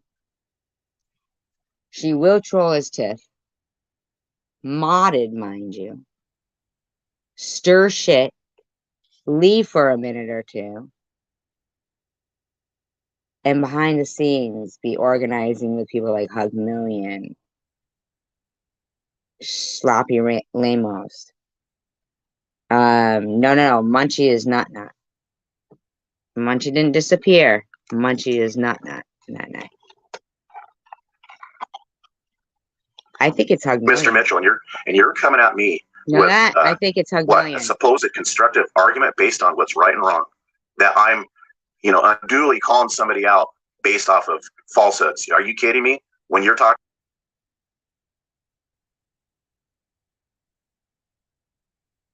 I think it's Hug Million is not. To Mr. Mitchell, when you could be taking care of your child. Because look how What's Up is always around out there, but Hug Million isn't. But then they'll say, "Oh, we'll be back," and then Hug Million comes in. I do. I think it is. Hug million. Not even employed, and you're preaching to me about, what's right, what's decent. You're laughable, Tiffany. And that's why all the people that have experienced you all separate themselves from you, because they know you're garbage. This guy's spot on. They know you're a backstabber, a liar.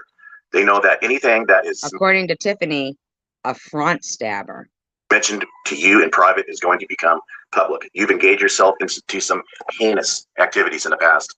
And here you are.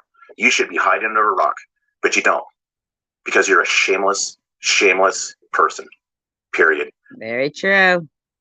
There's something wrong with you, Tiffany. You need to seek help, but you won't get it. You're in your 40s. You're going to be the next Tracy.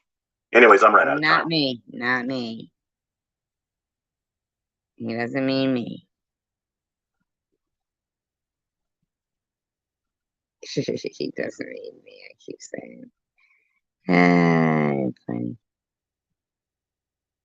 To me.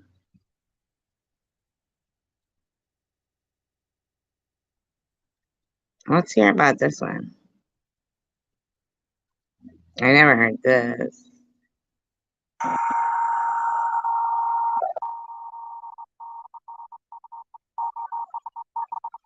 Is he talking?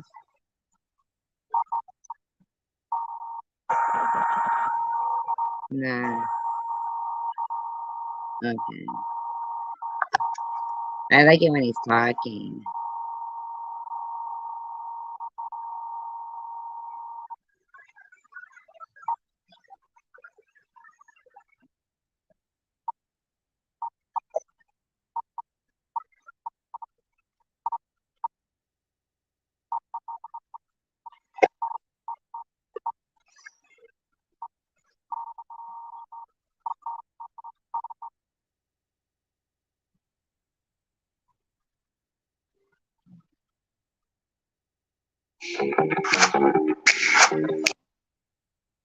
No.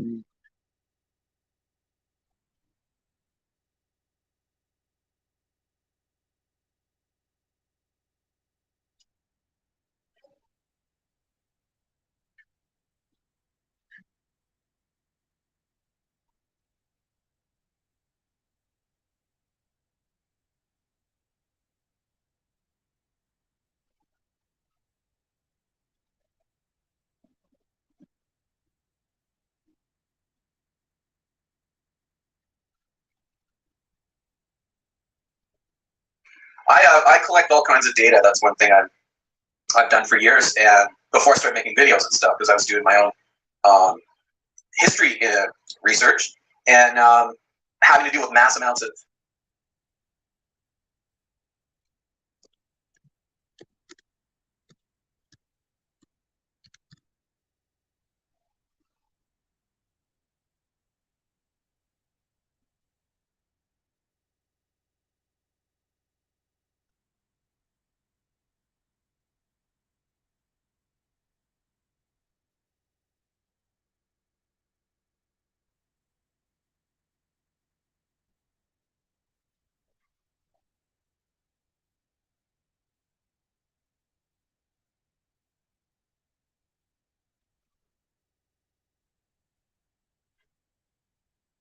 I mean, it's good for what it is. It's comedy, but some people are kind of take it for real news, which is pretty frightening. But for the people that understand that it's just some funny people commenting on the news, and some of it's kind of right and truthful, which makes it funnier. Yeah, I would say so. A lot of people hate Bush. It's become a thing to hate. A cool.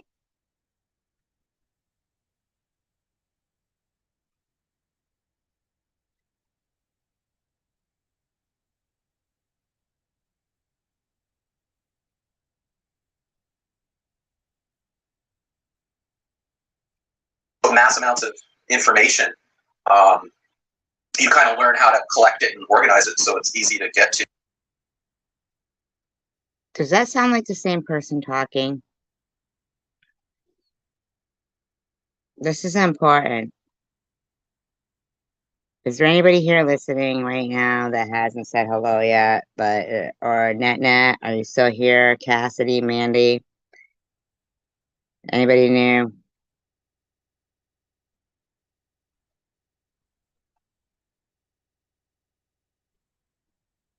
This is important.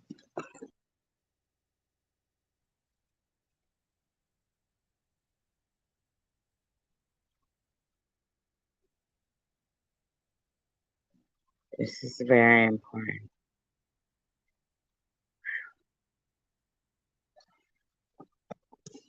It's so important. I understand. Anyway. Okay, Mandy. Okay. Okay. I need you to listen to these two clips of a voice and tell me if they're the same person. They are both speeded up to 1.25, okay? Hi, Irv. Okay. They're both speeded up to 1.25. Tell me if this is the same guy talking, okay? And so being organized is really helpful, and keeping all of that stuff is helpful because I kept things that are far gone now off of the internet. So for those people listening out there. Okay. Tell me if this is the same person. I mean, it's good for what it is. It's comedy, but some people are kind of take it for real news, which is pretty frightening. Funny. It's on later at night when fewer people are busy doing things, and it makes people laugh. It is. Wait a fucking second there. Did you say, wait a minute, let me go back.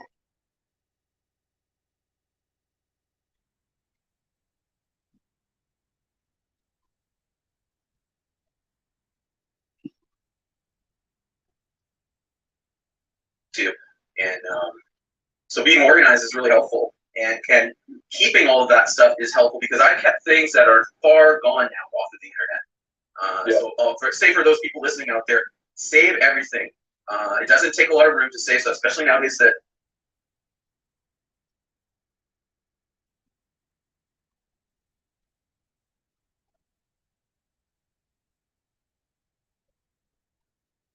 It makes people laugh. Yeah, I would say so. You know, a lot of people hate Bush. It's become a thing to hate. You know, That's kind of a further different that. person there. That's So not it him, probably definitely. is it?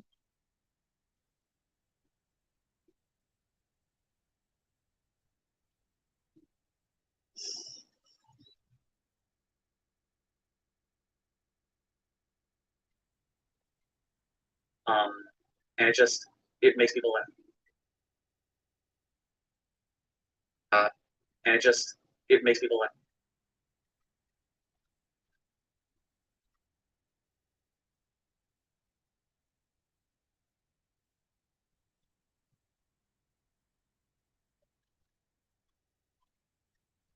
Busy doing things, and it makes people laugh. Absolutely, they do because it's funny. It's on later at night when fewer people are busy doing things, and it makes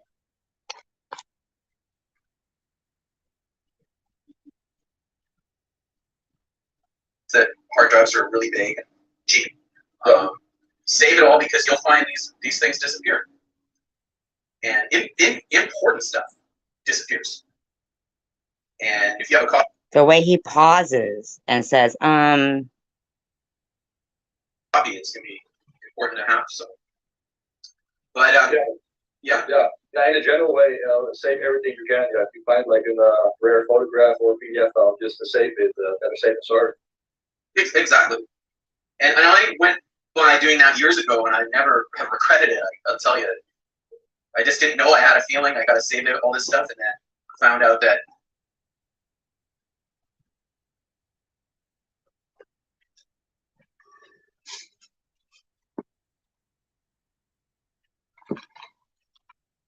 I mean, it's good for what it is. It's comedy, but some people are kind of take it for real news, which is pretty frightening. But so it's some people not understand even it's just, him there. some, This I one absolutely is. think they do because it's funny. It's on later at night.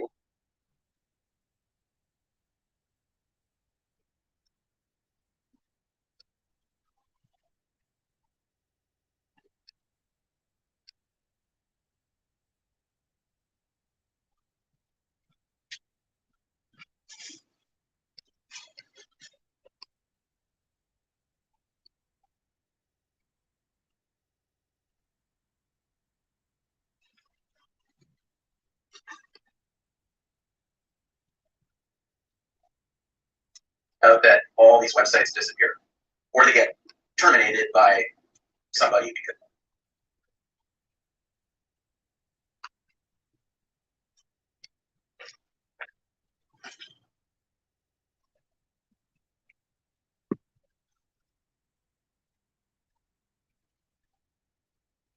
On the web, and I've never put my real face on the web. There's no photos yet anywhere. So I have no concerns about being doxxed because it's impossible.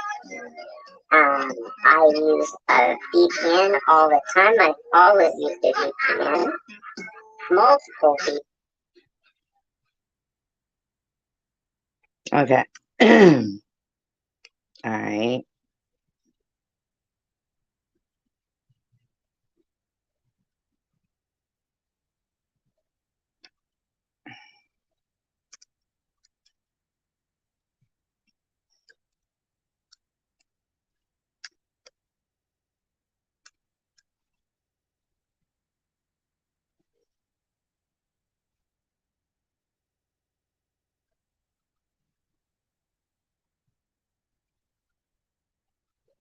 Survivor Girl is a fraudulent account. Survivor Girl 2019 is nothing but fraud. Now, isn't this that right there? Is that the same changer as?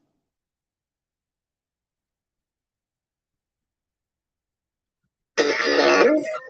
I use free ones and I pay for some. I don't post anything anywhere without using a VPN.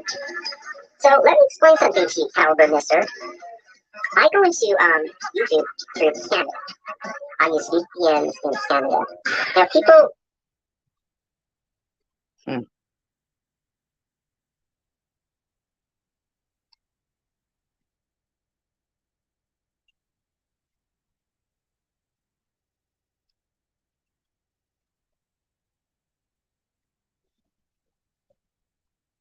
Radic Watch. Listen very closely to the following confession by a person who goes by many different names. For this video, I'll be referring to him as Vapor. Well, my handlers, I've sent off a ton. Now, I'm just hitting videos and playing them randomly. Okay? If they bear any kind of resemblance or remind us of anybody that we may know, it is purely coincidental. I've sent off like 3 manila folders full of like printouts and stuff like that of pages, and now who I work with and who, well, I don't work for them, but I work with them to combat like hacking and stalking and harassing. I've had them make fake, MySpace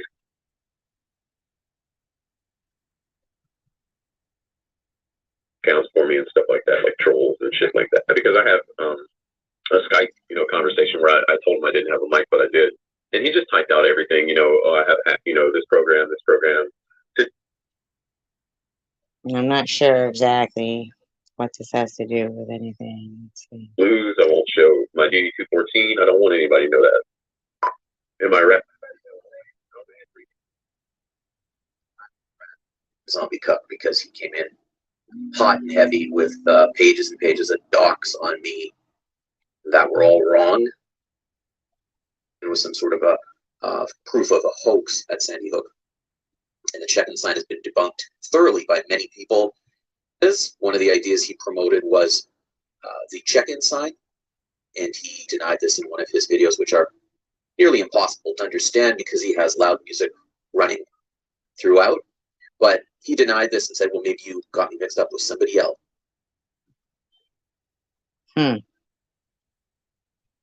Well, no, I don't, because this is the video in which you claim the check-in sign was some sort of a proof of a hoax at Sandy Hook. And the check-in sign has been debunked thoroughly by many people, including myself, in an extremely detailed fashion.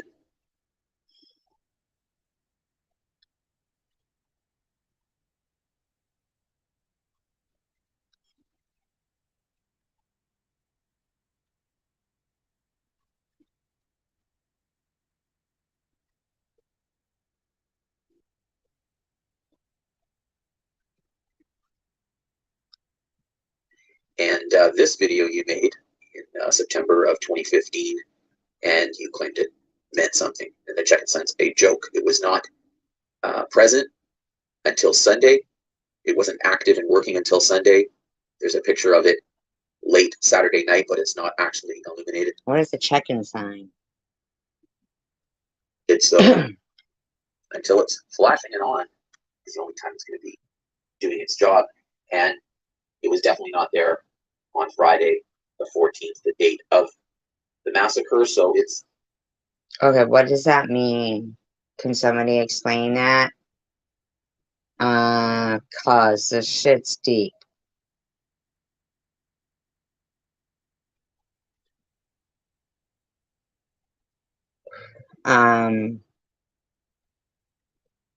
Hey, Lemon.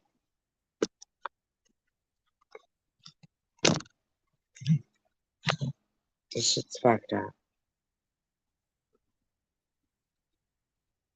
irrelevant. How can you have people checking in when there's no check-in sign and all of that? Checking into the hoax, the drill capstone event, all of that baloney. And you'll see also here he's pushing bullshit. There was no real blood at Boston either. Really, there was no blood at Boston? Okay, then.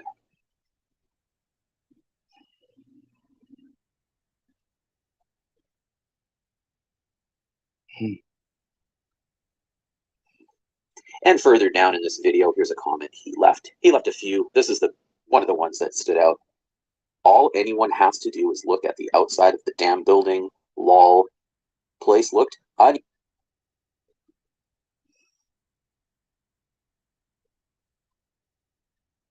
him than you do. He's not FBI. He's a tryhard who used to be in O-Rings. That's right. He was in O-Rings. Vapor was... That's what they do. Okay?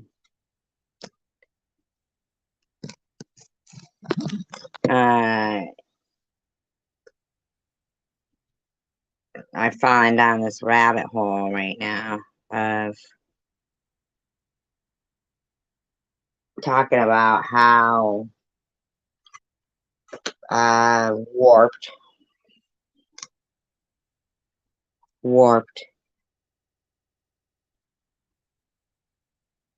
some people are. That they've been involved in this kind of shit. At least, we know at least. Let's just take, for instance, Tiffany. Okay? Let's take, for instance, Tiffany. This is so nauseating. Like, I feel like I want to throw up right now. When I used to do the officer-involved shootings,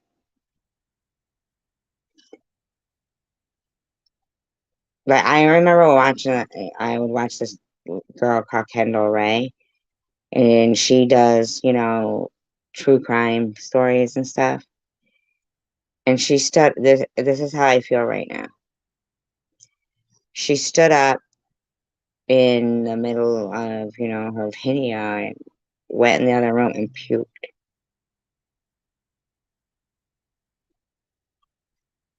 With Charles Landry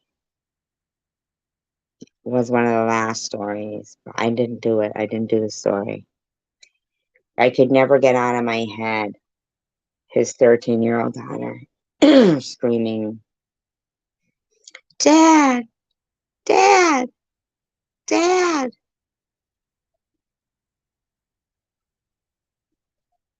While the cops pinned him down. Point blank, man, shot him right in the temple. He wasn't doing anything. Yeah, he did have a gun on him, but he was going shooting, and also in Oregon, it isn't illegal to bring guns into schools. But he was set up because he was, openly had come out that he although had been married and had kids. He was, homosexual or bisexual, whatever the case of may have been. He also was half Filipino and then half, something else. So not considered to be white. He was an activist against police brutality, and 2 weeks before, a legally blind black man visiting his family. He came from California, and he was visiting in Oregon, and they killed him. The cops did. And so they thought of Charles Landry as, they would refer to him as Antifa, but, anti-fascism, there's nothing wrong with that. Nothing wrong with being anti-fascist. But,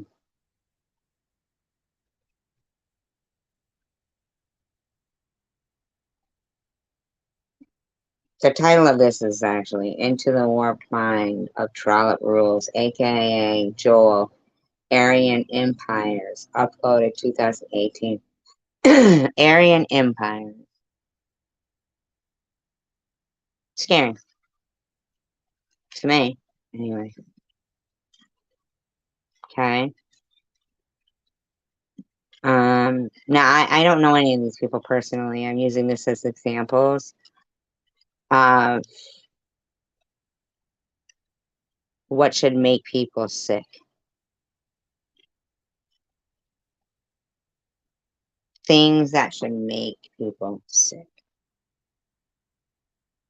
This is one of them. Let's just see. I don't know. I don't know what they're saying. In hoax and anti. As you remember from one of my videos, the one he's referring to, I showed where he was, Vapor was working with KJ on Truther Wars, and they were attacking them. KJ. I don't know. I could be wrong. But I have, an idea who that might be.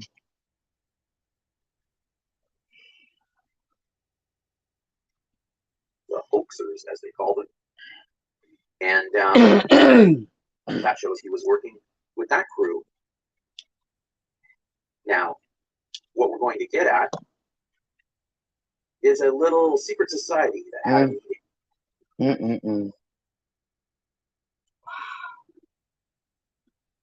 Oh my gosh. Oh my gosh.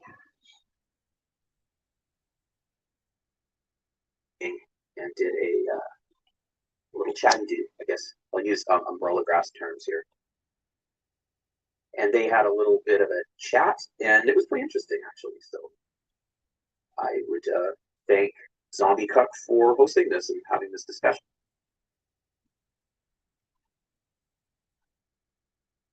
Because there was many interesting things heard, as you'll hear in a moment. I'm going to be playing about 4 minutes of this. It was something like 45 minutes long, and I cut out a few things that were interesting.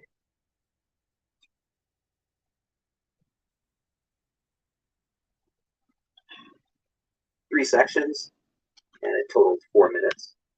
And there's some interesting things said by Vapor and Tiff Tiff and Katie Schill. And I want to say off the top here to Katie Schill, I don't know her. I know what. Normal response should be right now to feel sickly inside. I feel sickly that I hit play on this, but I did, so I'm gonna let it play. Love her, and I'm only calling you that because I'm using pet names for a reason. I'm not using any real names, and I'm not using any screen names. And I only found that picture and used it because I thought it was kind of funny. I understand it might not be real, so it's just used for humor and for lack of another picture. etc. So don't.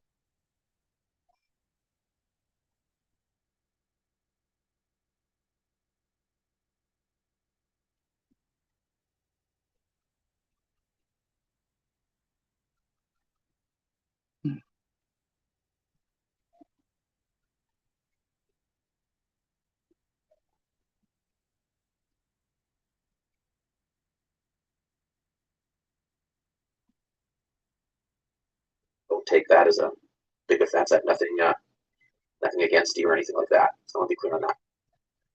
But now I'm going to read something before I play these audio clips. So I wrote down a few things I wanted to read through, and it's better to do it this way because I am using pet names for people, so I'm not using any real names or screen names, and some of these are hard to remember. And there's a lot of information here. It's quite dense, and I don't want Only 146 views, but it's God, it needs so much. to forget.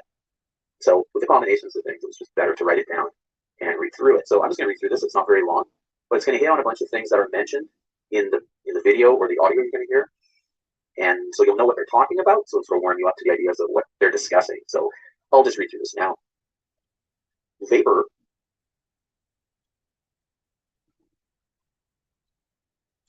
Trigger warning.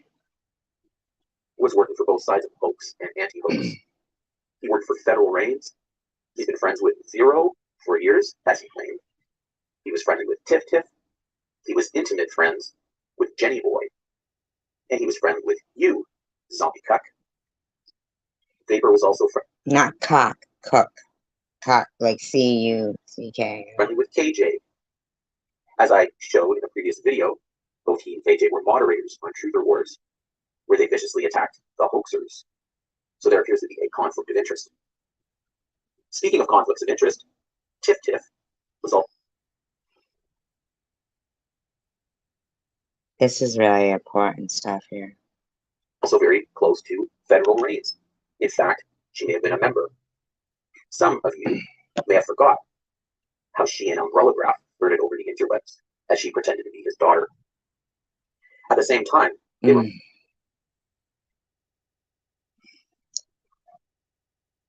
both deeply involved with pushing hoax theories and trolling and doxing people. Here's Hi, Marcy. Hi, Lemon.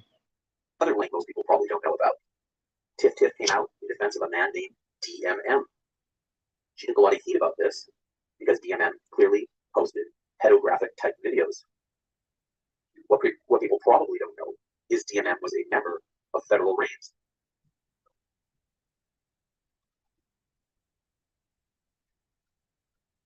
While DMM was a member of Federal Reigns, he posted the infamous and fake "I am Adam Lanza, I will be famous" video. What people probably don't know. But it was before the date of the event.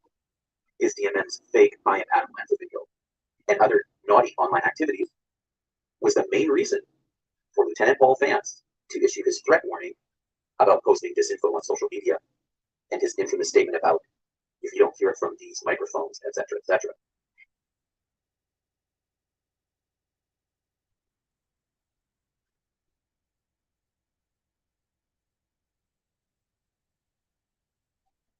And there I'm referring to San Diego. Continuing, DMM spent a lot of time running around on YouTube and the interwebs, gang stalking and threatening people. This is the function of Federal Reigns, exactly as Vapor described his job assignment by the FBI.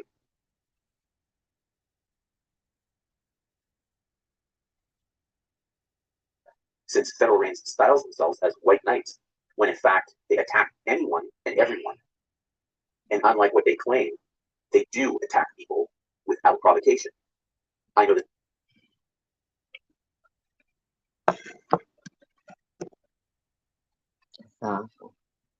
from personal experience. Another interesting case is Doug Magoo. Doug was a hoaxer who supposedly went to jail for, quote, terrorist threats.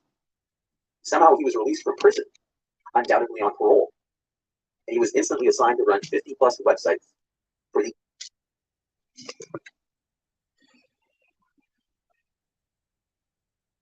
anti-hoax group. He was also intimately involved with a hoaxer named Jenny Boy, who has made threats to this exact same group.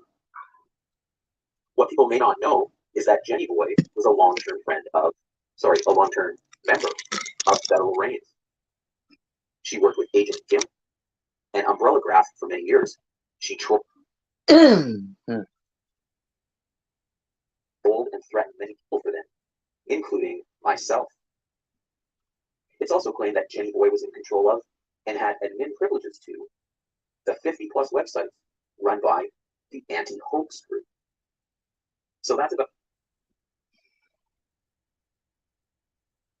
Conflict of interest. it for that. I just wanted to give you some food for thought on what exactly you're going to be listening to. And remember, these are not my words. These are the words of Zombie Cuck, Vapor, Tiff Tiff, and Katie Shill, the infamous Cuck and Shill secret society. Can I iterate something here? Please. I presented facts about Jake. Drug dealing, using drugs, or to kill her daughter and herself. You guys took it as a joke. And I had been working that shit for like 3-4 months to get her to admit to everything. Yep. That's some serious shit. Other people knew. Well, explain what happened with that, because people listening may not know what you're talking about. I set her up. What happened? She told me what I wanted to know.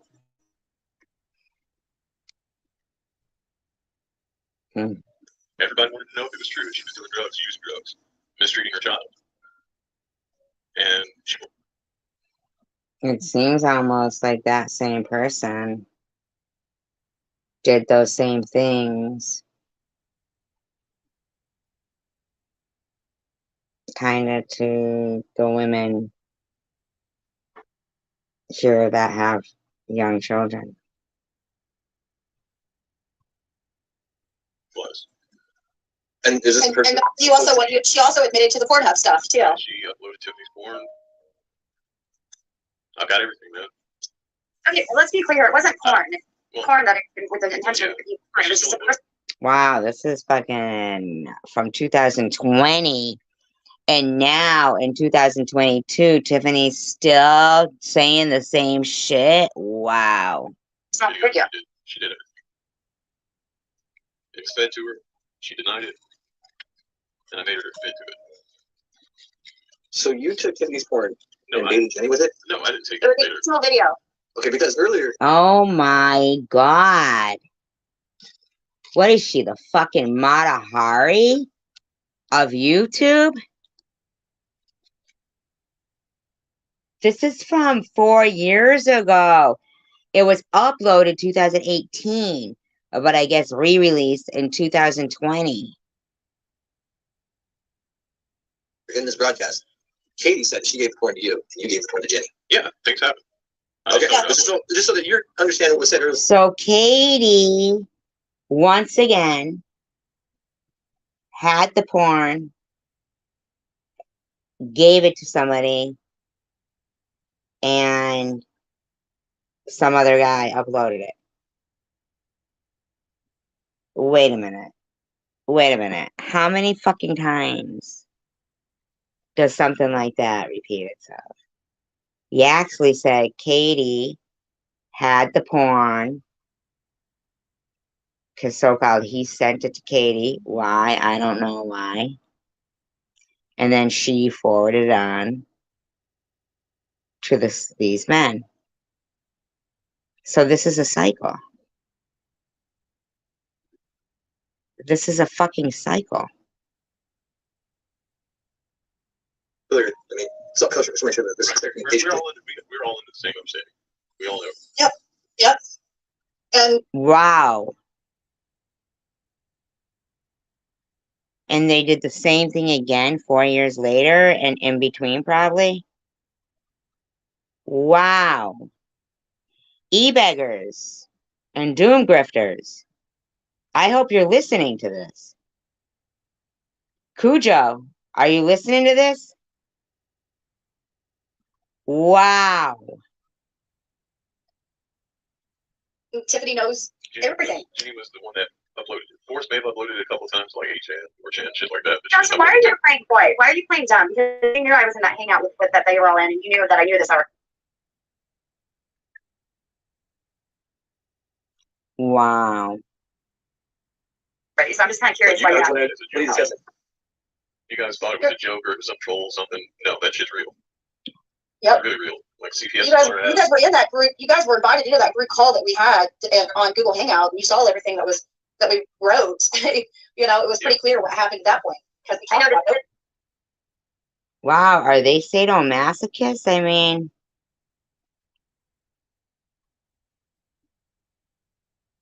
do they like? What's going on? What's going on here? The sudden ignorance as to what had happened or what had gone on is just kind of mind-boggling to me because, I mean, he knows, so. I mean, this is serious business out here, okay? The guy just got out of jail for apparently a terrorist act. And this is his speaking over here. And has given Unfucking believable. him PC insurance at this guy who. So Doug owns he's administrator over 50 sites that. Why can't you answer that question? All of these sites directly go back and are tied to. I'm just gonna. They just do the same shit over and over again? Is this for real? Why is she screaming? Answer the question. Important now because everyone that supports the network in turn is supporting the links. A lot of the links have not only false evidence, they have What the fuck?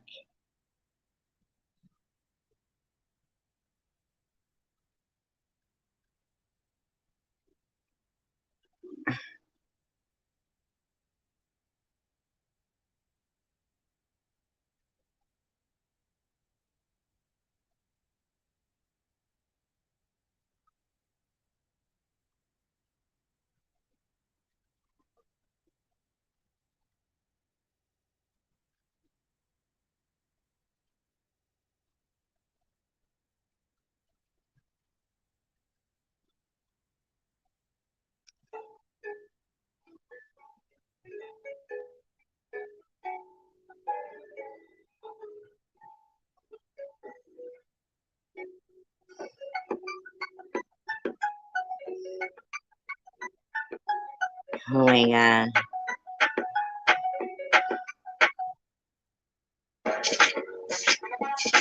Oh my god, huh? This is bad.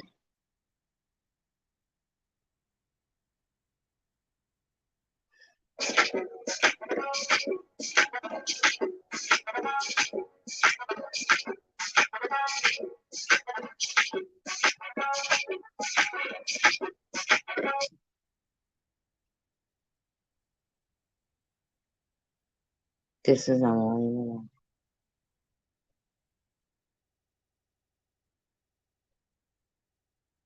This is so bad.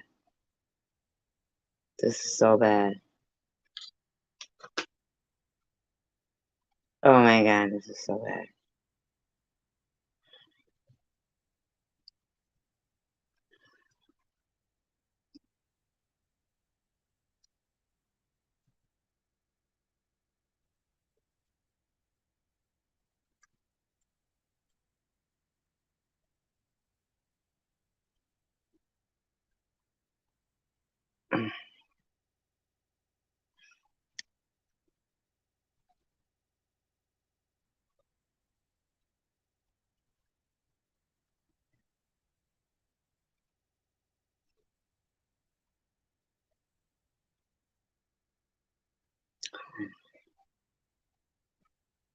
Okay.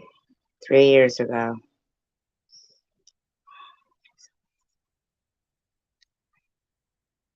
The father of one of the children killed in the Sandy Hook Elementary School shooting was found dead inside Edmonton Hall. Police say 49-year-old Dr. Jeremy Richmond died of an apparent suicide. Okay, wait a minute. Oh my god, hold on a minute. Did they say town hall? No, wait a minute. Hold on, wait a second. No, wait a second, hold on. Did he say Jeremy molest? Wait a second. Oh,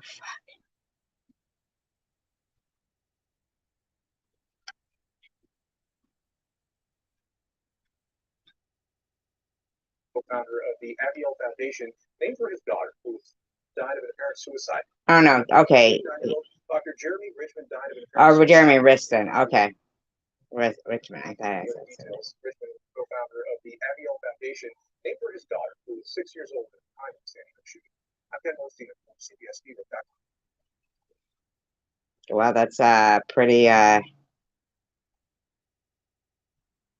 pretty short.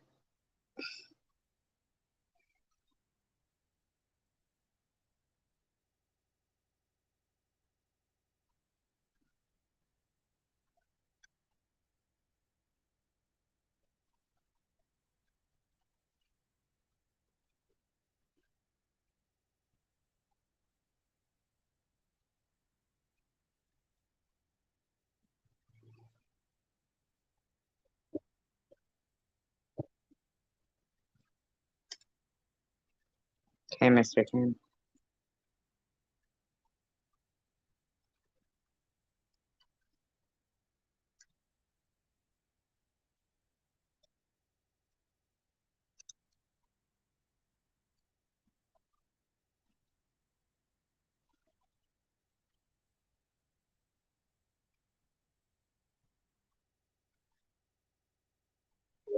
What do I want?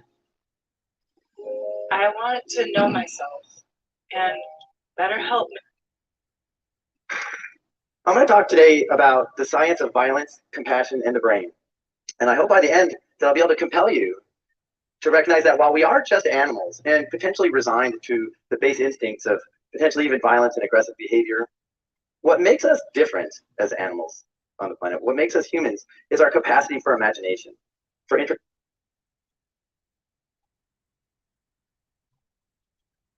This is the father of one of the Sandy Hook victims. perspective, for the ability to share our imaginations and live in a community setting where we can strive to make the world better. And ultimately, in order to be human, requires us to understand what it means to and to strive to be humane. So basically, everything that we want, right, out of society and humanity, this man wanted, right? Let's start with some numbers. Unfortunately, when I go over the statistics, people are oftentimes not very surprised, maybe a little bit jaded, when we hear things that like a violent crime occurs in our country every 26 seconds. This includes aggravated assault,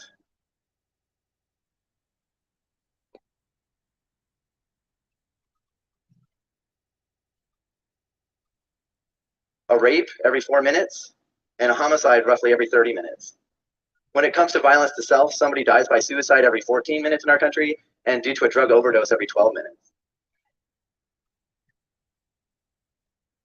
And while these are sobering statistics, it's easy to get really inured and desensitized to hearing them and to feeling what they mean to us because of the sensationalized nature of our mass media. This is a parent. No, it's not. It's not Boohoo. This is a parent of a Sandy Hook student that was killed.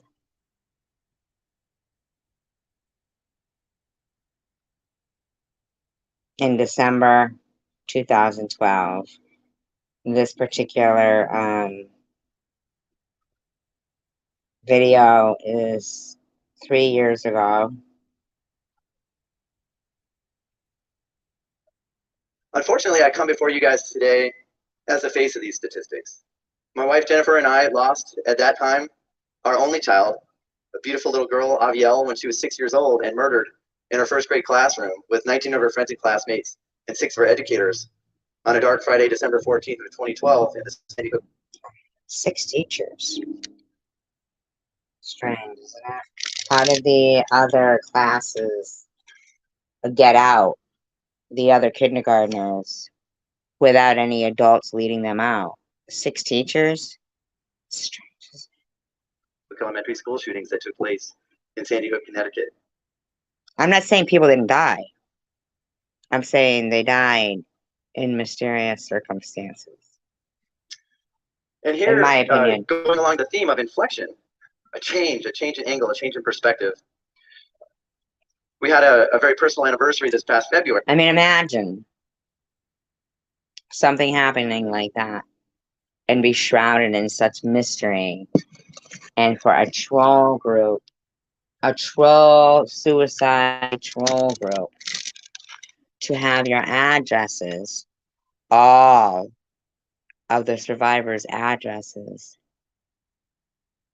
that might question what happened and be able to get to them.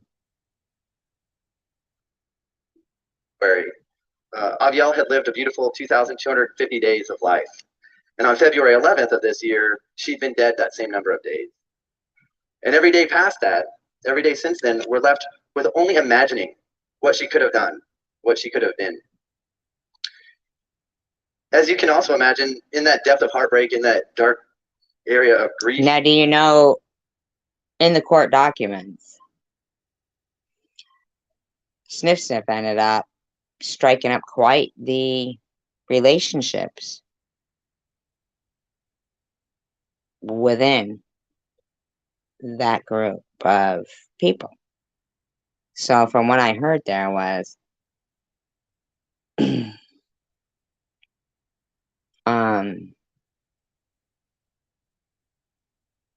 it seemed like one of them was on the hoaxer side. 1 and 2. Tina Elaine, hello.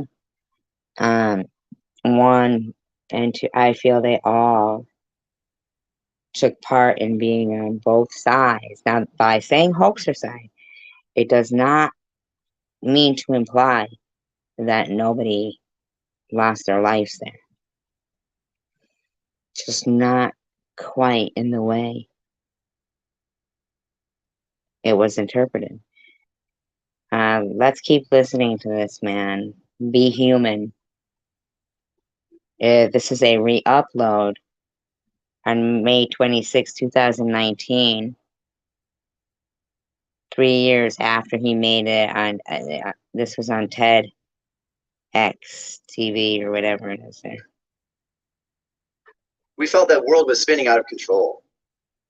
And that if we didn't find something to hold on to, some reason to go on, that we'd get spun right off into this great darkness. But I come to you also today beyond just being a grieving father, and that is, I come with the perspective of a scientist. Specifically, I'm a neuroscientist by training. And I've been in the academic and the How odd, huh? drug discovery arena for almost 3 decades now. And I know what amazing things we can accomplish when we put our imaginations, our time, and our finances behind a concerted effort to study and understand the pathologies that lead to human suffering. Look how far we've come in heart disease, cancer, diabetes, obesity. It seems that we can accomplish anything with those What a lovely outlook, huh? 3 things: imagination, time, and finance. And we all understand that up in the attic here, we have this wondrous organ, the brain. It helps to regulate the function of these other organs. But people are often surprised when I tell them, believe it or not, brain science is the least explored of all of our sciences. We know more about subatomic particle structures. We know more about the surface of Mars than we do what's going on between our ears here. And considering this is the organ we use to... What a lovely, lovely thought. Yes, I will right now. Did I mention that he's passed away?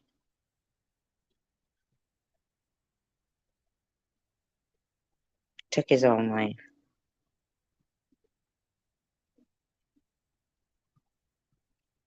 Yeah, he passed away. He's gone.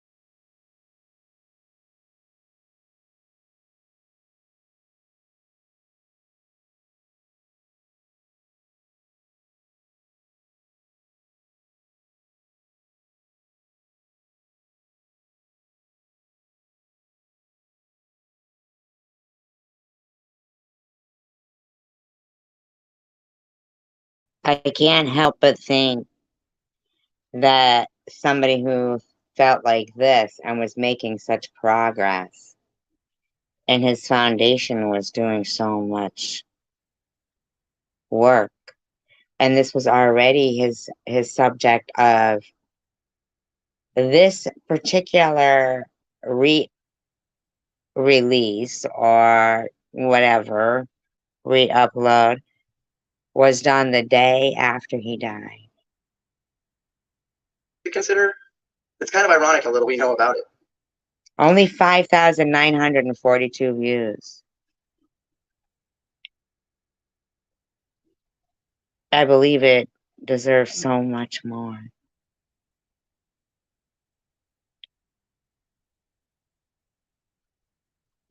I think that's it. Can someone check and see if that is the right link? That's why I can't kick myself. Whatever's not under the lamplight of science, whatever we don't understand in the invisible shadows, we make folklore of. It becomes magic.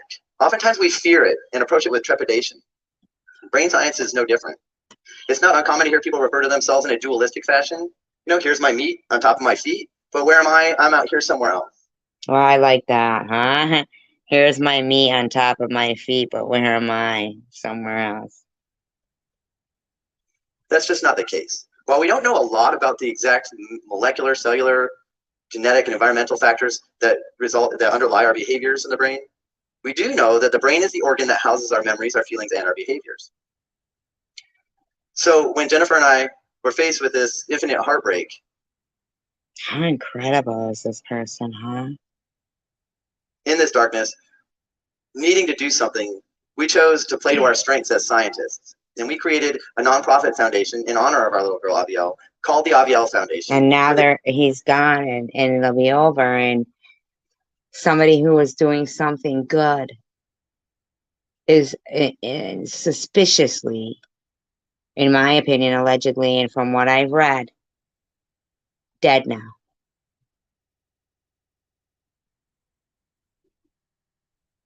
What he's saying here would have scared people that knew his personal information, his address, and started to accuse these people. Oh, God, it makes me feel sick. It's like a punch to the gut of the PEDO stuff, in my opinion, allegedly. And from everything I've seen.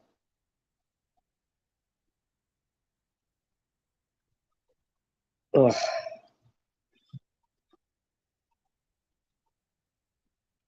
Ugh. Could you imagine suicide trying somebody who lost their child because they wanted during an election year, in my opinion, allegedly, to possibly do something? I don't know. Maybe not during election year. I don't know if it was or not. I really don't know what I'm talking about. The two-sided mission. On the one side, we were going to promote and fund neuroscience, clinical, and public health research to explore the underpinnings, the risk factors, the biochemical factors, the environmental factors that lead to violence. And like the woman from the internet that knew AL, which is how Sniff Sniff referred to him recently. She referred to him as AL.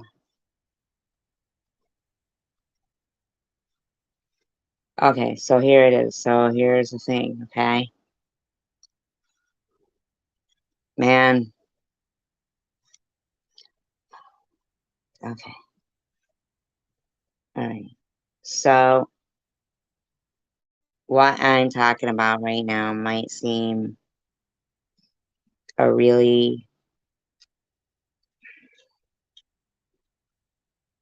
big rabbit hole to go into, and I really wouldn't even suggest it for anybody, because I feel like throwing up right now. I feel like throwing up right now, knowing that people that can act like this, God, I feel sick.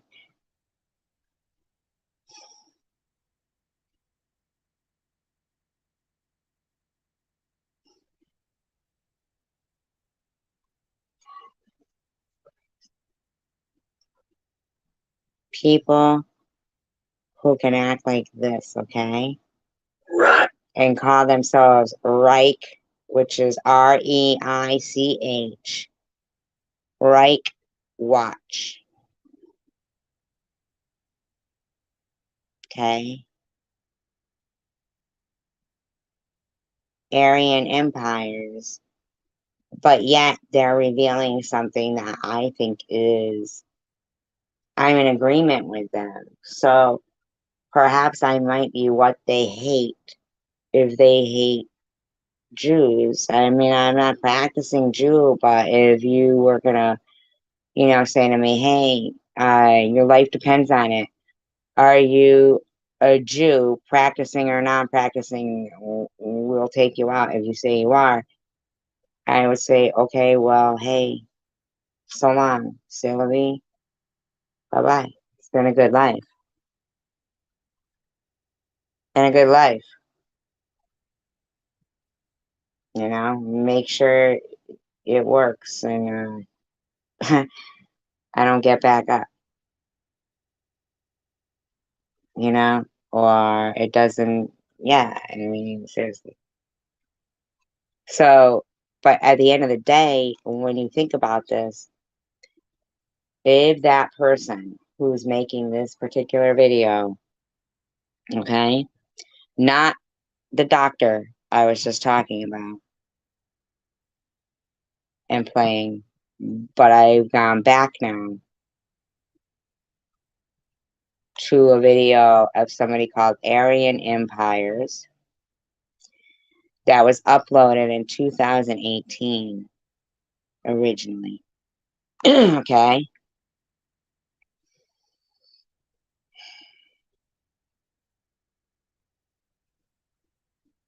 Now remember what we're all going through right now with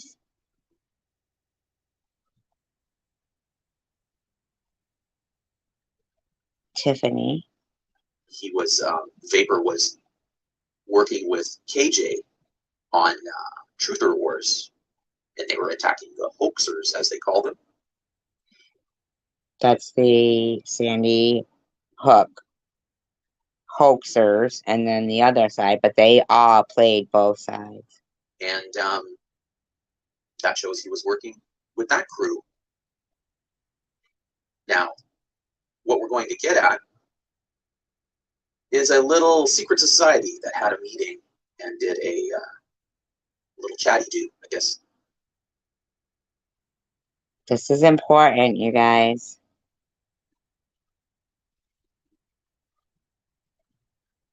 I'll use umbrella graphic I'd be busier than a one-legged man at a kicking contest. terms here. And they had a little bit of a chat, and it was pretty interesting, actually. So I would thank Zombie Cuck for hosting this and having this. Now, I think that is the person who released the prawn recently about, sniff. Discussion, because there was many interesting things heard, as you'll hear in a moment. I'm going to be playing about 4 minutes of this. It was something like 45 minutes long, and I've cut out a few things that were interesting. 3 sections. Now, I don't know who the vapor person is. And it totals 4 minutes. And there's some interesting It things. Could be DMM. It could be Zero. By Vapor and Tiff Tiff. But we know who Tiff is, and we know who Katie is. Katie Schill. And I want to say off the top here to Katie Schill, I don't know her, I know of her, And I'm only calling you that because I'm using pet names for a reason. I'm not using any real names, and I'm not using any screen names.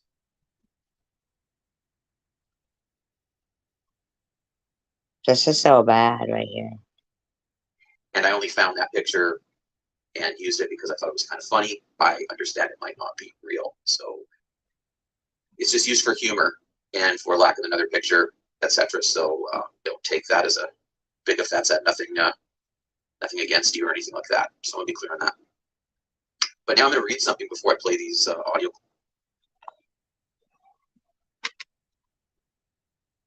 clips. So I wrote down a few things I wanted to read through, and it's better to do it this way because I am using pet names for people. So I'm not using any real names or screen names, and some of these are hard to remember. And there's a lot of information here. It's quite dense, and I didn't want to forget. So with the combinations of things, it was just better to write it down and read through it. So I'm just going to read through this. It's not very long, but it's going to hit on a bunch of things that are... What kills me is when there's all kinds of like weird shit in something like this gets 146 views. mentioned in the video or the audio you're going to hear. And so you'll know what they're talking about. So it'll sort of warm you up to the ideas of what they're discussing. So I'll just read through this now. Weber was working for both sides of hoax and anti-hoax. Told ya. Told ya. Told ya. Didn't even know about this video. Told ya. They were working both sides for information.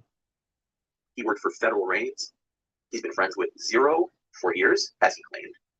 He was friendly with Tiff Tiff. He was intimate friends with Jenny Boy. And he was friendly with you, Zombie Cuck. Which I think is somebody whose first name might begin with F. I'm not sure. Faber was also friendly with KJ. As I showed in a previous video. Not sure who that is, KJ. He and KJ were moderators on Truther Wars, where they viciously attacked the hoaxers. So there appears to be a conflict of interest. Speaking of conflicts of interest, Tiff Tiff was also very close to federal raids. In fact, she may have been a member.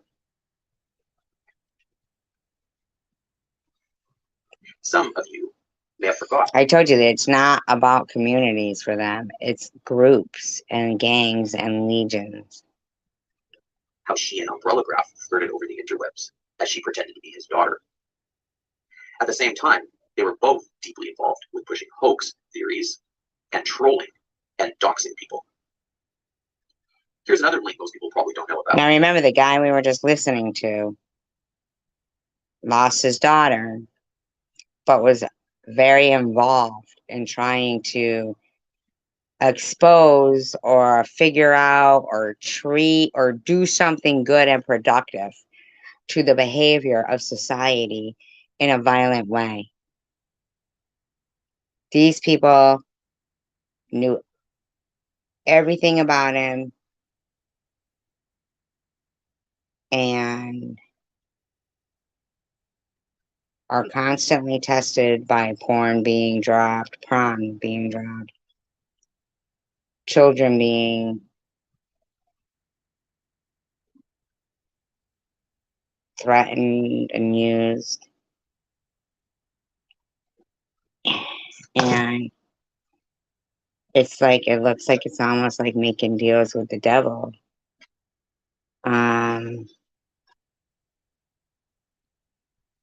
I'm sorry, I've already hit play. Tiff Tiff came out in defense of a man named DMM. She took a lot of heat about this. I know who they mean. I'm not going to say it. I'm sorry. DMM clearly posted pedographic type videos. What people probably don't know is DMM was a member of federal raids. While DMM was a member of federal raids, he posted the... I hope, Tina Elaine, are you still listening? Infamous and fake, I am Adam Lanza, I will be famous video. What people probably don't know is DMM's fake I am Adam Lanza video and other naughty online activities was the main reason for Lieutenant Paul Vance to issue his threat warning about posting disinfo on social media. I need. Will you look up Lieutenant Paul Vance? We've already pushed play. We already jumped down the hole. Fuck it. Can you look up Lieutenant Paul Vance, please, for me? Because I need to know.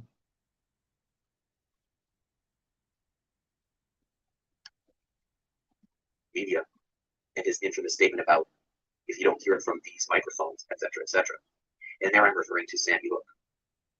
Continuing. DMM spent a lot of time running around on YouTube and the interwebs, gang stalking and threatening people. This is the function of federal reins. Exactly. This is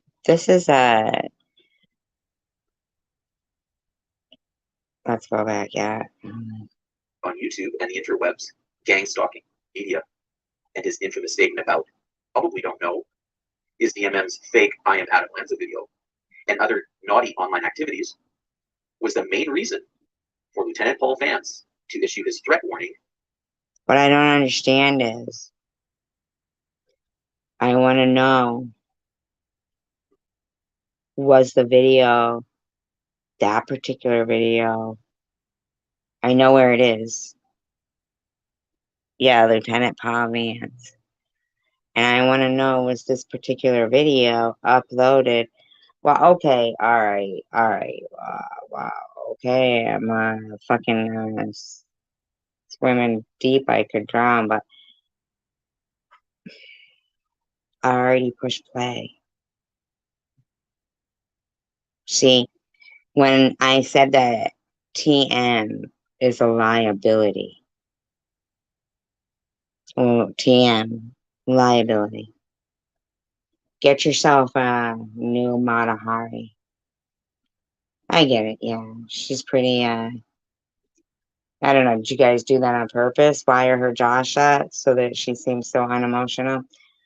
I'm not sure and I don't know, and I don't care. She's the liability. If you want me to jump out of any rabbit hole, then you need to sacrifice her for my cause. Not sacrifice her physically, but they need to understand that she is a liability. She's your weakest link. She's a liability because she didn't choose her battle wisely. When I said she's not scarier than cancer, nobody is. I meant it.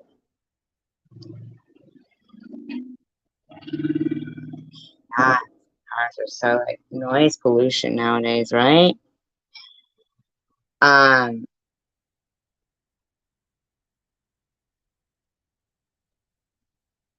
No, really, I meant it. And if I like Ayrton Senna, okay? He saw a gap and he would take it, even if it meant they both crash. Okay? But, and I'm seeing a gap, unfortunately, one I don't even want to see, but apparently has been in the public eye more than once, unfortunately. But you know, let's be for real. That gap is getting old. And Mata Hari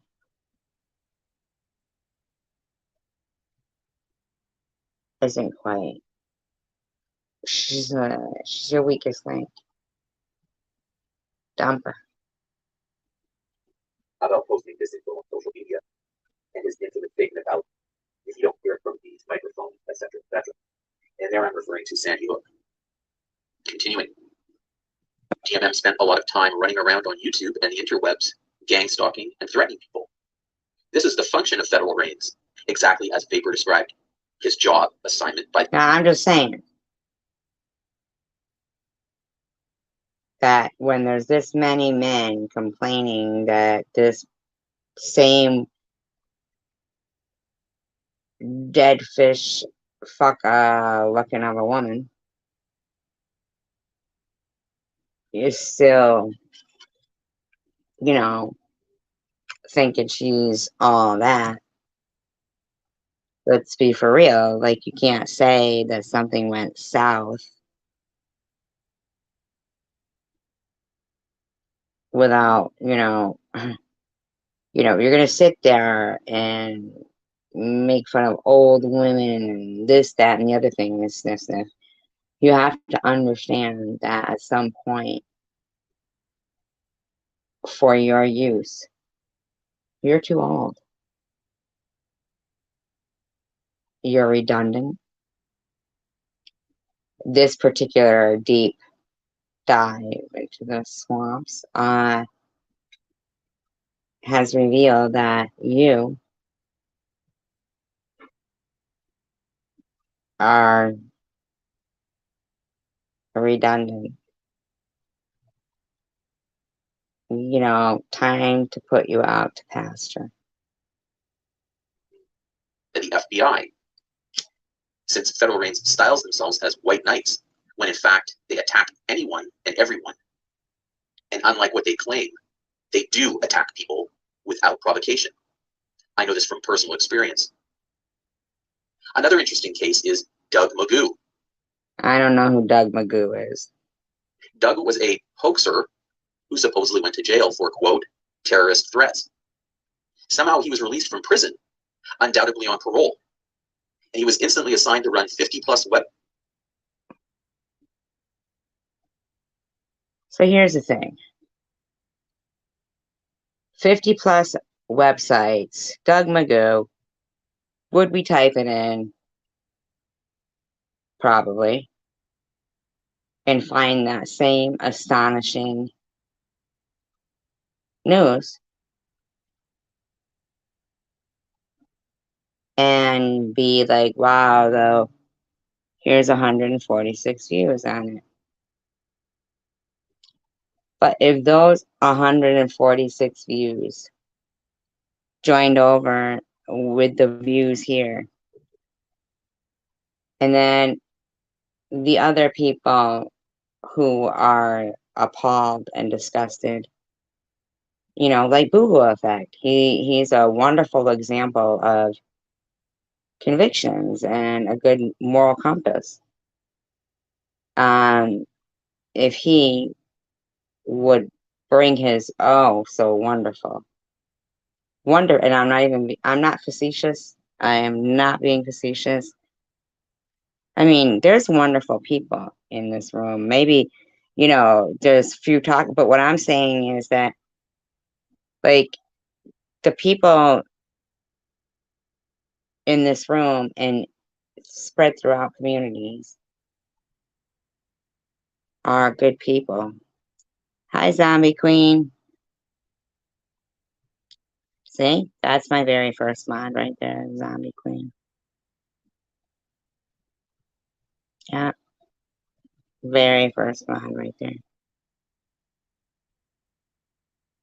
And exactly what that guy that was talking on TED TV or TED XC, whatever that is, it was saying about people just being human and, kind. And I will go back to him, but that person took his own life. And I think, in a way, the knowing that these people here, Tiff Tiff, and others that we are familiar with, took part in trolling those people, in my opinion, allegedly. Got all their information, played both sides, and they're here in front of your eyes. Tiff Tiff. Right? She's more than just an annoying voice and an annoying opinion.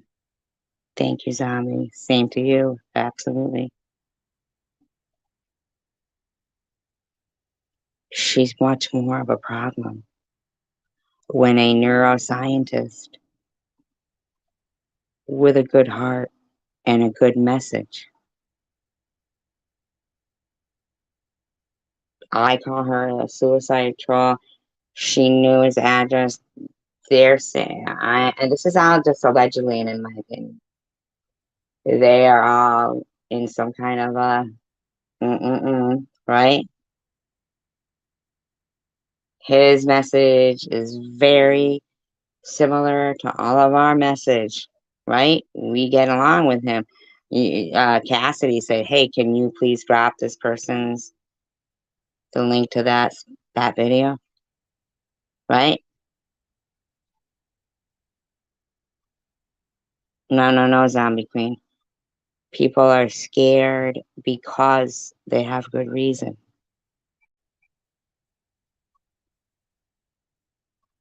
See, I already push play.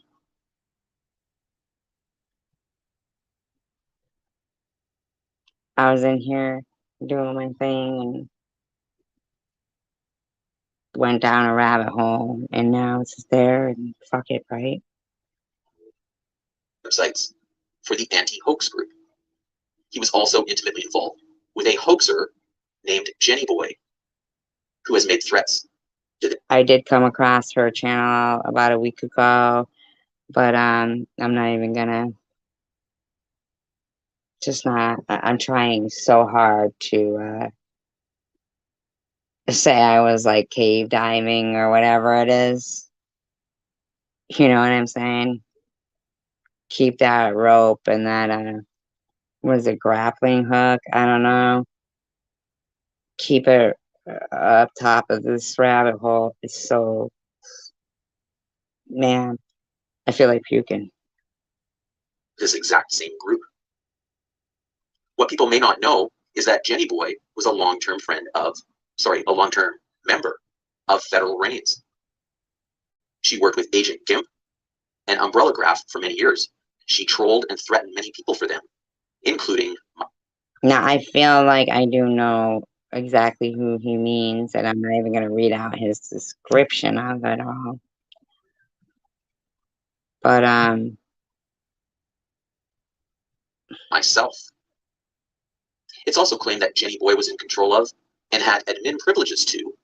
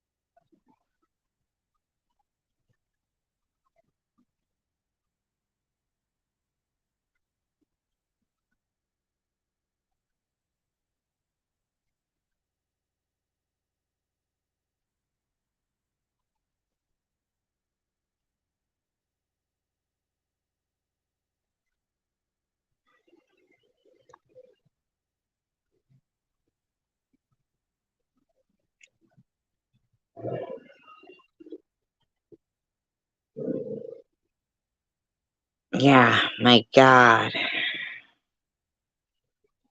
I just looked at a text that, ugh, I want to throw up knowing that these people are amongst us. the 50 plus websites run by the anti-hoax group. So, and according to the information that somebody just looked up for me, this is such a problem, but with no repercussion. No repercussion.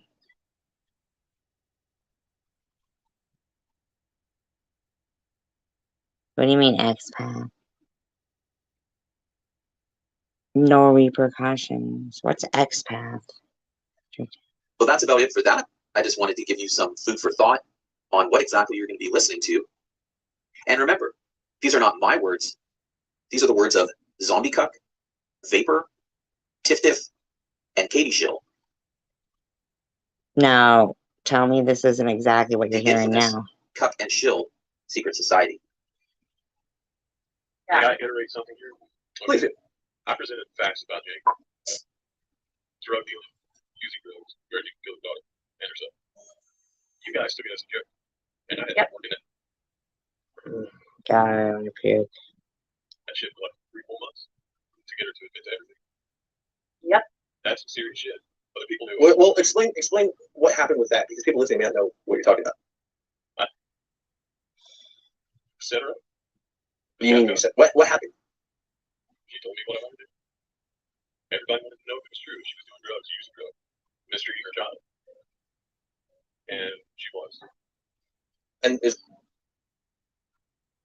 This is 4 years ago. And she also admitted to the Pornhub stuff too. She uploaded Tiffany porn. I've got everything now. Okay, let's be clear. It wasn't porn. It's Well, porn that with an intention of being porn. It was just a personal video. She did it. How many times? It was fed to her. She denied it. I made her admit to it. so you took Tiffany's porn and No, made Jenny with it? No, I didn't take It was it. a personal video. Okay, because earlier Can you guys get over this? in this broadcast, Katie said she gave the porn to you, and you gave the porn to Jenny. And he actually said Katie was the one who gave it to the same person here. I mean, Yeah, I think so. Okay, just so that you understand what was said earlier. I mean, so I'm just make sure that there's clear communication. We're all in the same mistake. We all know. Yep. And Tiffany knows everything. Jenny was the one that uploaded Force Mate.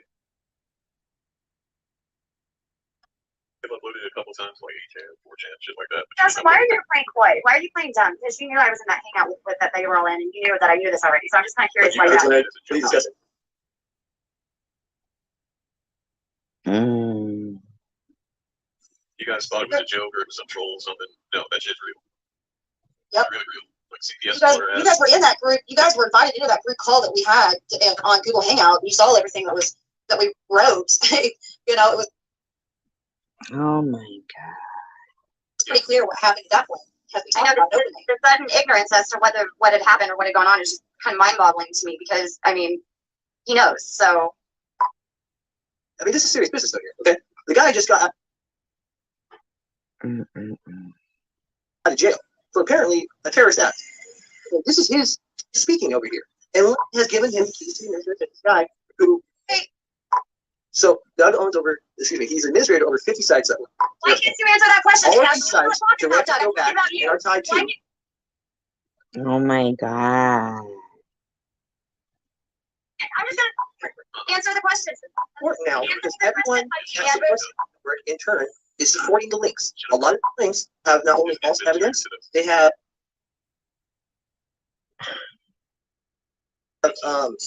yeah, he's posting. He's actually going up and blogging and actually putting up material. is administrated to 85% of those sites.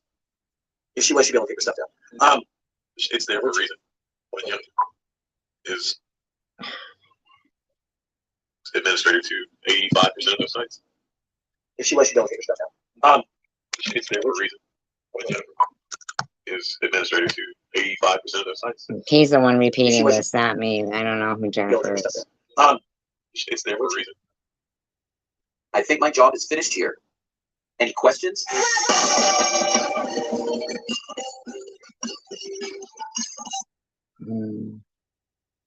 Yeah, except there's only 146 views.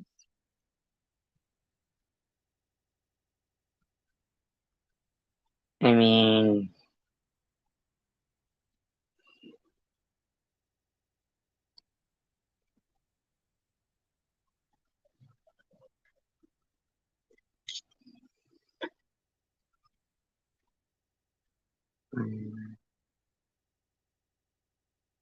sad.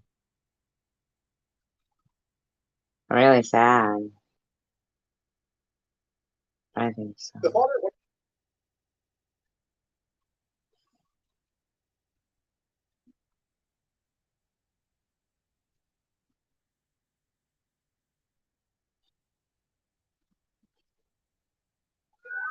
First comes the shooter, situation involving an active shooter. Then come those who deny the shooting ever happened. We have bodies being shot where there's no impact of bullets. This clip alleges to show a rehearsal of crisis actors prior to the mosque shooting. There are two players here. The conspiracy theorist. Sandy Hook is a synthetic, completely fake, with actors, in my view, manufactured. And the families they target. Oh my god. Oh my god, this is crazy. There is no divide between the online world and the real world. Both died. Death is coming real soon. One day I just saw, literally hundreds of Wait a minute. Hold on. Death is coming real soon. One day I just saw, literally hundreds of this hateful, vile. You name it. If you push back, they'll push back even harder. Do you have any comment on the claim that you're a crisis actor? You might as well enter the arena. It's the only way.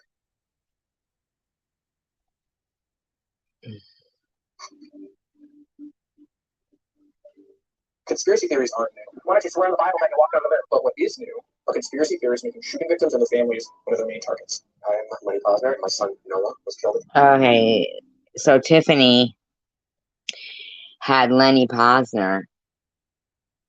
Like she. Okay. The Sandy Hook school shooting. Happy birthday, Noah. We love you.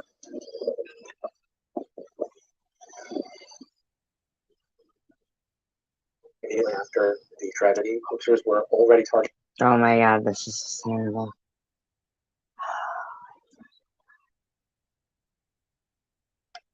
Noah because there were conspiracy theories surrounding Noah's mother, Bernie, just because she did several interviews. During one of the interviews, she was accused of faking the interview behind a green screen. I'm grieving. That's all. Because there was a digital glitch.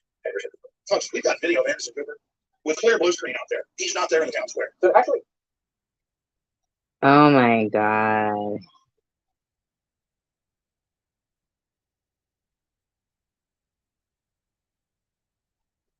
get these posts removed, there are two steps that need to take place. The first step is on the front end, searching and flagging them for the tech platform. And the second step is what the tech sites actually do with it. That's the back. What they do is they send it to content moderators around the world who make a decision based on each site's terms of service, whether to keep a video up or to take it down. Now that first step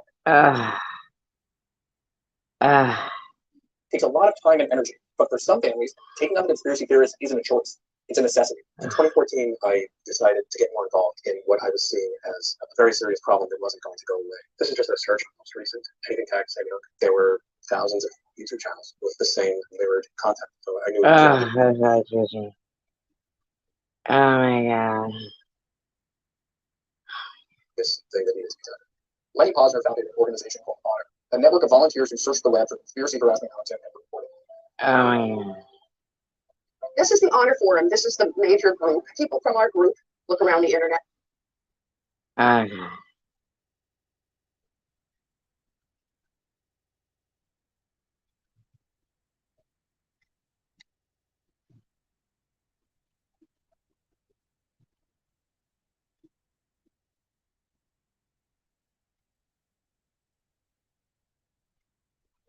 Group look around the internet and find videos. Let's look at Mr. Army Psyops. He looks like a real winner. And then we try and report them to Facebook, to Twitter, to YouTube, and get them taken down. And we just try to get hoaxer content removed and demand a higher standard for the way victims are treated by society. That's beautiful Noah. He was the youngest kid to die. What kind of power do you have here in your bedroom on your computer to find and to combat this kind of hoaxing, this kind of disinformation? That's an interesting question because some days you feel like totally powerless. Every time you take one down, another one pops up. But then you think to yourself, to the extent I can, in a tiny way, help the parents of these children who suffered just a horrible loss, deal with that loss a little bit easier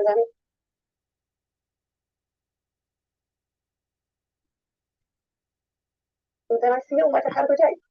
Tell me about Len Posner and what he's done for you. Lenny's been a lifesaver for me. He is, almost single-handedly, with the help of a few volunteers, taken hundreds of videos down of Allison's murder. Andy Parker's daughter Allison was a TV reporter who was killed live on TV along with her cameraman Adam. Andy, to this day, has never seen the video of his daughter's death. But one day he searched Allison's name on YouTube. I just did a search, typed in Allison Parker, and I was like, God almighty. Oh yeah.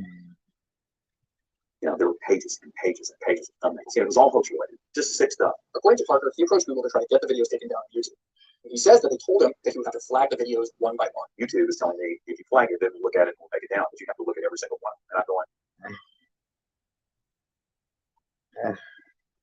are you kidding me? I can't do that. The onus should not be on me to flag the content that you should be monitoring and you should be controlling and policing. Whatever troll, crazy person that uploads this stuff, they need to convince you why it needs to be on the platform. What does it say that someone like Lenny has felt the need to create this kind of volunteer army when these tech companies are the most valuable companies in the world? Lenny, oh my god.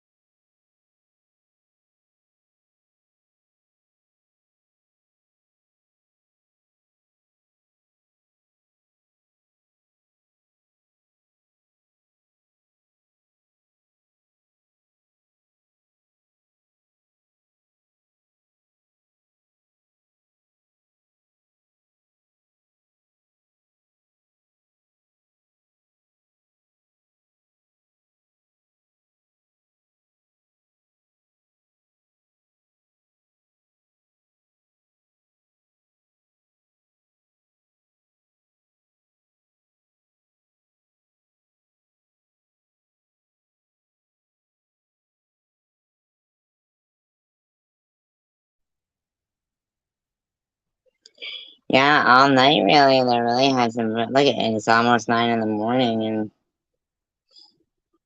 still. The tech platforms, in conjunction with the public, need to decide what we expect from these spaces. And I don't think that's something we've fully worked out yet. Individuals are being harassed, but there's so much content. It's also a huge task to expect these platforms to read every post, and it's an imperfect system right now. It requires people to flag that content to get the attention of the tech giants. So if the first step of getting these videos removed is on the front end, searching and finding these videos, then the second step. So Lenny Posner owned a tech company. You see how pretty much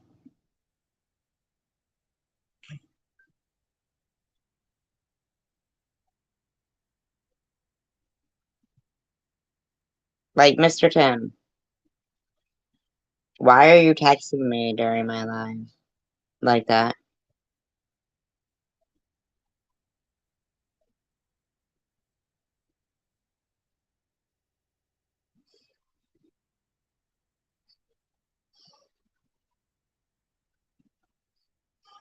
Is on the back what these sites actually do once these videos get flagged. Over the last couple of years, a lot of the sites have actually made a lot of improvement on that front. Facebook and Google have hired a ton of content moderators. Some of the sites have actually changed their terms of services to include the victims and the families of violent tragedies. According to Lenny Posner, those changes have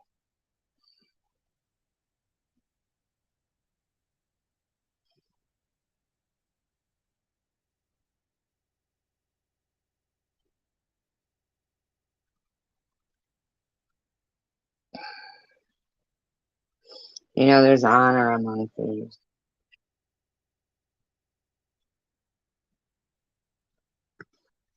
Fuck it.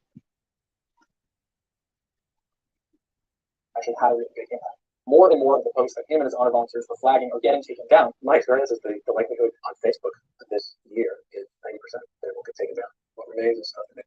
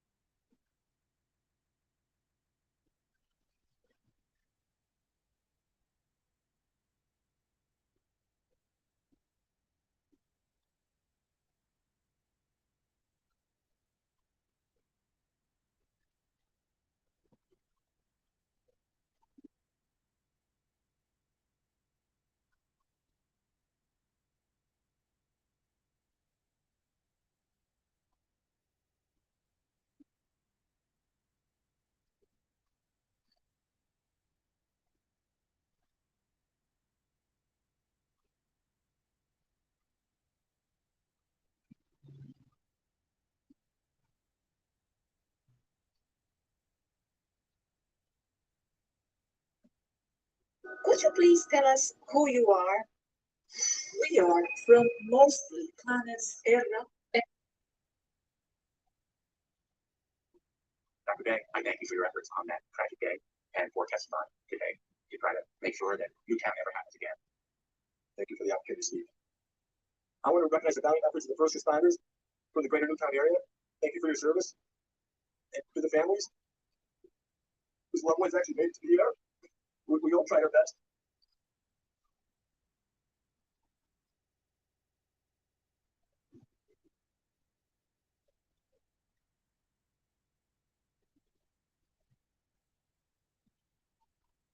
On a beautiful winter morning in December, buses dropped off in Precious Cardo. Nearly 500 elementary children filed into their school with the expectations that all little children have that good things will be happening during their day. And little in the way of worries. Well, maybe what's for lunch today? Will I have a chance to play with my friends at recess? In the first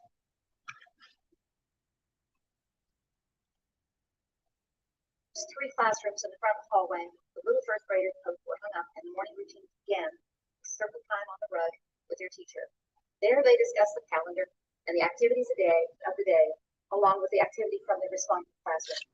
This is the typical routine in Sandy Hook Elementary School, a place that's nurturing and caring from the moment you walk through the door. If you pass a child or adult in the halls, you'll get a smile and a cheerful greeting. Children's work is posted in the halls, so you know right away you're in a kid's place. Sandy Hook Elementary School seemed like the safest place on earth. In this quiet. And I smelled really bad because I never had a shower. Didn't really have any clean clothes, so I never really had any.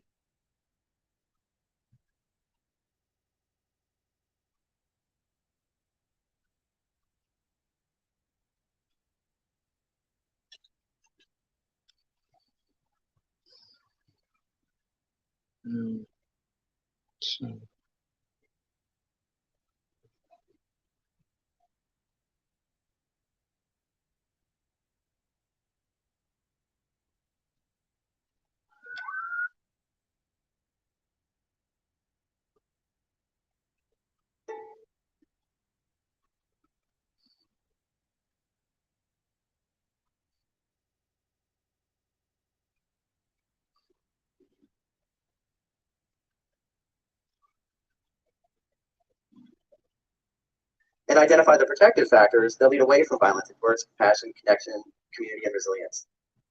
But we also recognize right away that science in a vacuum really has no value if you can't give it to the everyday citizen in a way that's totally digestible, approachable, and common sense, so that when the everyday citizen's at home and in a time of crisis, they can reach into their toolbox and find something of value and meaningful to them personally.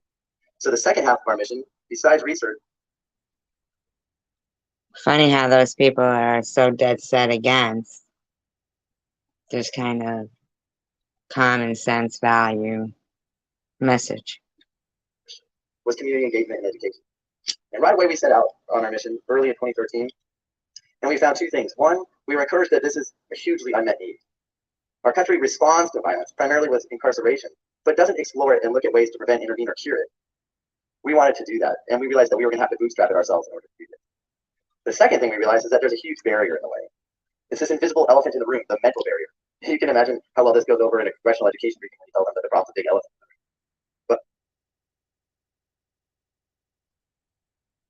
But it doesn't have to be a partisan or divisive issue. Unfortunately, we contrive it to be one. There's two sides. On the one side of the aisle, there's the perspective, if you want to stop violence, look no further than the mentally ill. Obviously, the mentally ill are the ones that we need to lock up or somehow cure in order to prevent violence. And regardless of which side of the aisle you sit on or you identify with, we need to look at this from a scientific and an objective perspective. I think we can all agree that clearly somebody that's capable of knowingly hurting themselves, maybe completing suicide, somebody that's able to rape or go into a classroom and kill little kids, they're behaving abnormally. So you won't text, but you won't type in the room either, Mr. Tim? Can we all agree on that? That's abnormal. On the other side of the aisle, though, is an important response to this, and this perspective is critical that we understand. The response is people with mental illnesses are more likely to be victims of violence than to be perpetrators. And why it's so important that we understand this is because right now in our world, we define mental illnesses based on the presence of symptoms or groups of symptoms that we call syndromes. Answering yes or no to questions on a questionnaire, there's no pathologies identified. As a result, there's a lot of unknown. There's no hope associated with the mental world, the mental illnesses. So people move away from it instead of leaning into getting help when they need it most. People shy away from Right, Tina? it because of shame, fear, trepidation, embarrassment. They feel that it's a character flaw or a weakness when there's a problem with this organ in the brain. They have a mental diagnosis. Under this umbrella of mental illness, there's a lot of people standing. You'd be surprised. Roughly 25% of us are going to face some kind of mental illness challenge within our lives, if we're not already. And as a whole population, statistically, of course, they're more likely to be victims than to be perpetrators. And we need to understand that so that they're not afraid to get help. Unless you're being totally trolled and trolled and trolled and trolled and trolled by groups of people who are getting away with it. We're not fearing the same ones. But it's also irresponsible to ignore the fact that many of the diseases that fit under this umbrella are diagnosed based on the presence of aggressive or violent behavior. We need to completely back up. We need to recognize that the brain is just another organ. Like the heart, the lung, the liver, the kidneys, it can be healthy and it can be unhealthy. And it's the house of our memories, our feelings, and our behaviors. And we all just agree, violence is an abnormal behavior. True, Tina, so true. It therefore must simply be the organic and tangible consequence of abnormal chemistry or structure. There's nothing else there. It's not magic. It's not an invisible elephant in the room. We need a change in perspective. So here's our second inflection point of the night. We need to move away from the invisible world of mental, where we define individuals and give them unique adjectives to label them their disease. Think about it. They re-released this the day after he died. Is it strange to hear somebody called schizophrenic? You are depressed. You are bipolar. Your child is fill in the blank. It should sound strange to label somebody a disease. Mm-hmm. This doesn't give anybody hope. We haven't given them an actual tangible diagnosis. We haven't found a pathology. What we need to do is put our imaginations, time, and finances behind concerted efforts to make the invisible world of mental a visible and tangible world of brain health. We need to build some bridges between the biochemical sciences and the behavioral sciences. Hi, Cassidy.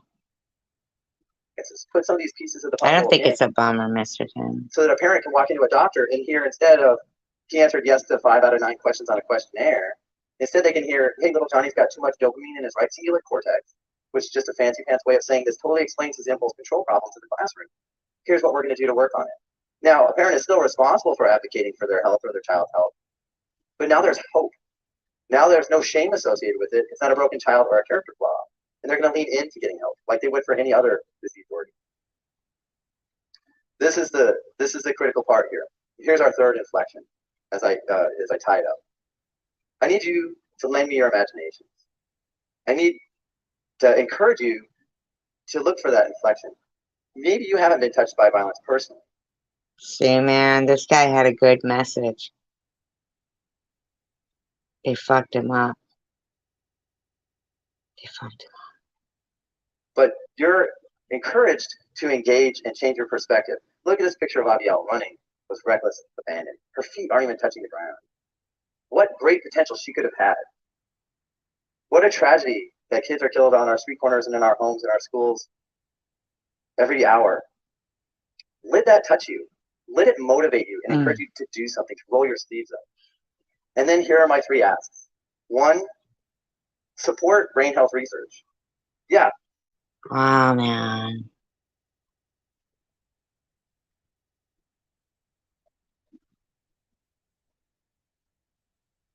Mr. Tim, like, are you hearing what this person is saying? They're dead now. They lost hope. Well, it was deemed a suicide,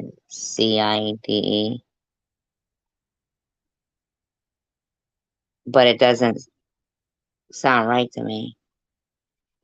But it still nauseates me that this person is one less person who was trying to make a difference. Like, do you listen? I'm not trying to be fucking mean.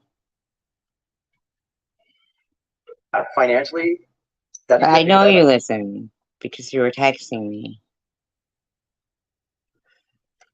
I said, we're going to have to bootstrap it. We are going to make this a change. We don't do violence research. We react to it. We need to change that. We need to see it as a disease that can be prevented, intervened, and cured. So support it. The second ask is engage. Find that person that you don't necessarily agree with and listen to them. Have a discussion. These aren't See? Wow. And I didn't even know that he was going to just say that.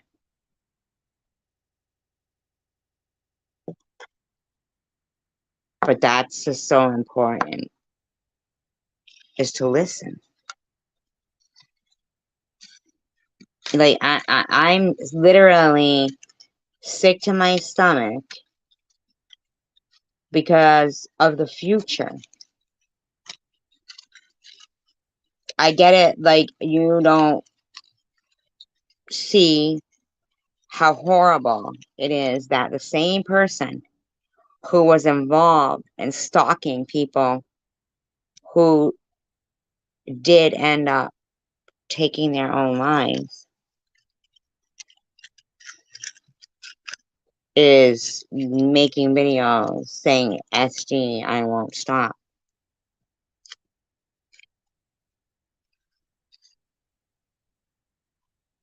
Like, these same people associated with tragedies are rubbing up, and they're orbiting in our atmosphere with us. That's the problem.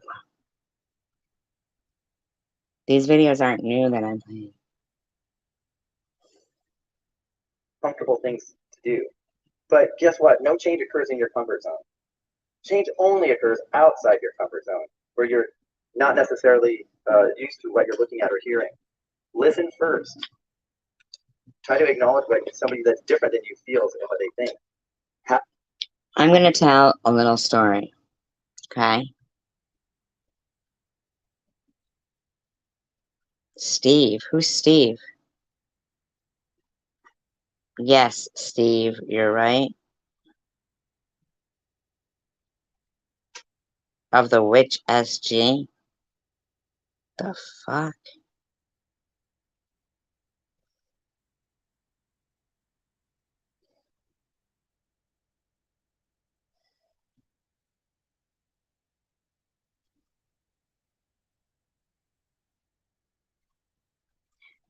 Yeah, but you don't understand. See, I'm only as good as. All of us are only as good as. Oh, yeah. It's not about a battle of wits. It's about voting and having to actually take a stand, not just sit there and see who comes out on the other end. Are you willing to sit idly by in a situation where somebody could die? You know what I mean? These people are suicide trolls. When somebody dies, in my opinion, they high five each other. They high five each other. I mean, I appreciate you saying I'm a warrior and I'm this and I'm that, but man, nobody can, what is it? One man is an island or something like that. Is that? I don't know. I might have the thing wrong, but I mean, I'm not a one man army either. I don't want to be. It's discouraging. It's discouraging.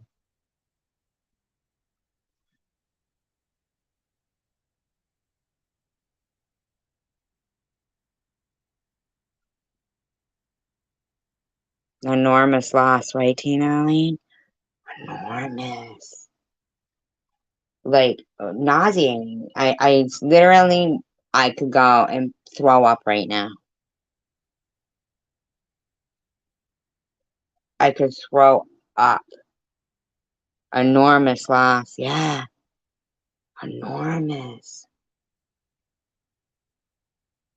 I could throw up. Have those difficult conversations and engage people with different ideas than you. This is really the meaning of celebrating diversity. Diversity of imaginations is critical. And the third thing is educate yourself. This starts not with a classroom, but with some introspection. We are animals and we are wired in very particular ways. One of the Wow, he's great. Thank you, Cassidy. Thank you. I know. And Mr. Tim, I don't mean to be hard on you. And when I say these things to you, it's because I respect you as an adult, that we're talking. And you're not going to say, F you, SG. And I'm not going to say, F you, Mr. Tim. Because I trust in our friendship. them is to create a lot of biases, the way that we see the world. We all have implicit bias. We need to look inside ourselves and identify what they are and ask if they're rational or not. You are here, Mr. Tim.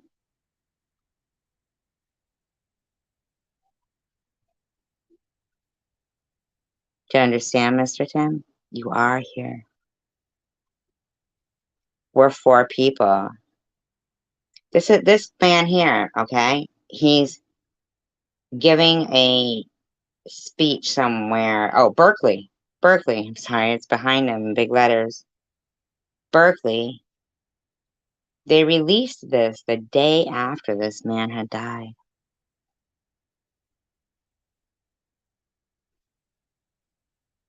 And if they're not, weed them out. Because here's the thing I can tell you, Mr. Tim, for sure.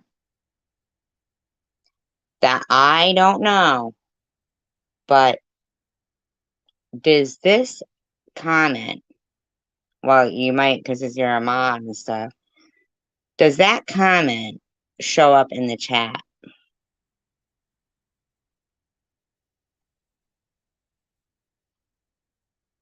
The drone stuff. Who has said anything about a drone?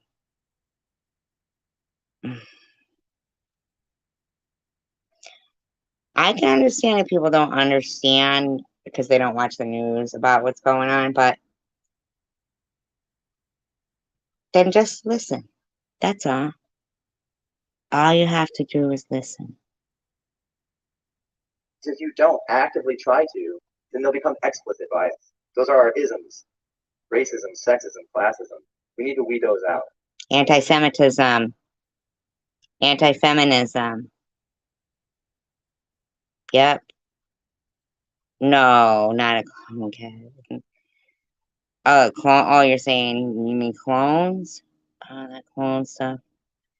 I don't know. Either one is. He's right. The drone stuff is not cool, but man, that's like even a whole nother rabbit hole. You know what I mean? Don't know, so we can prevent violence and build compassion. At the end of the day, we need to evolve.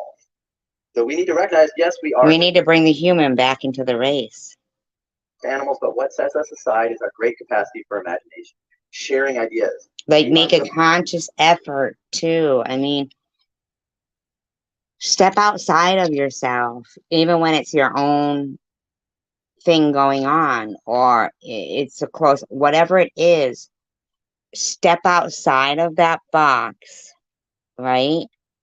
And watch the box like it's a TV. Watch it like it's a TV. Step outside of the box and then watch the box.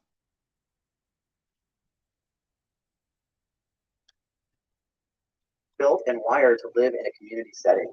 We need to play up to that potential, to that role. We have the responsibility to recognize that we have to learn how to be humane in order to be human. Thank you for your imaginations, and I appreciate your time. Man, it's so sad. So what this one has to say. Any competition she took part in. She was known as the contest queen.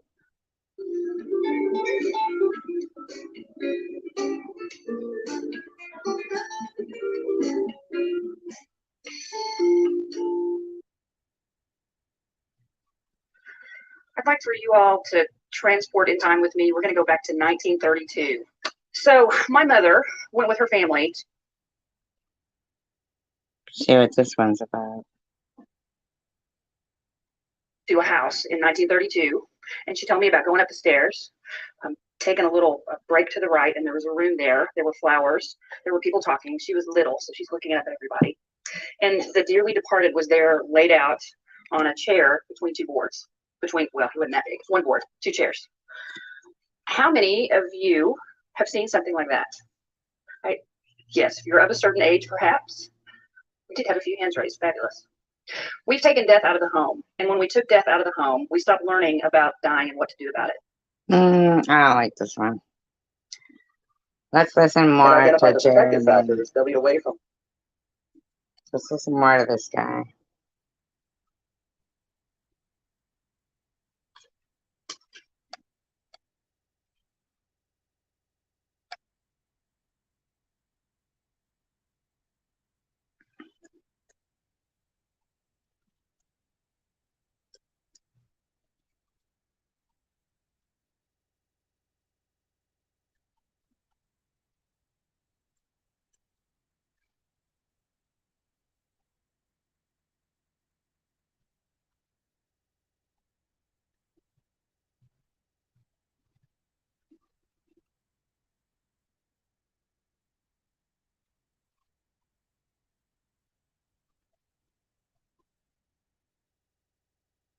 He completed his postdoctoral fellowship in 2000 in the pharmacology department. So welcome back. I'm glad to have you.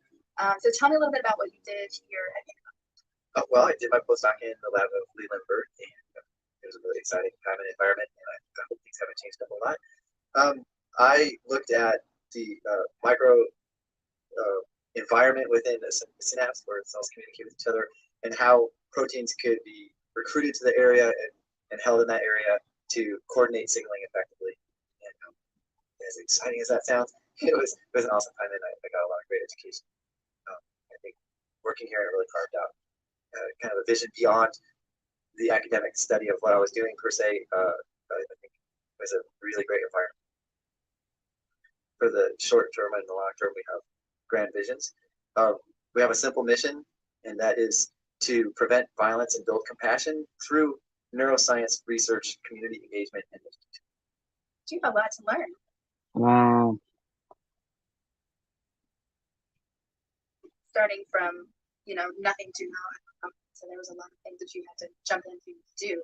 What are some of the things that you had to learn about starting your own foundation? What were some of those beginning things that you might not have necessarily been equipped with the first time? Yeah, pretty much everything. So first and foremost, it didn't really dawn on me that when you're going to champion a cause, you have to build a business. So we had to incorporate. What that even meant. Why does everybody incorporate in Delaware? I couldn't tell you at the time. Now I. It's so weird. Like,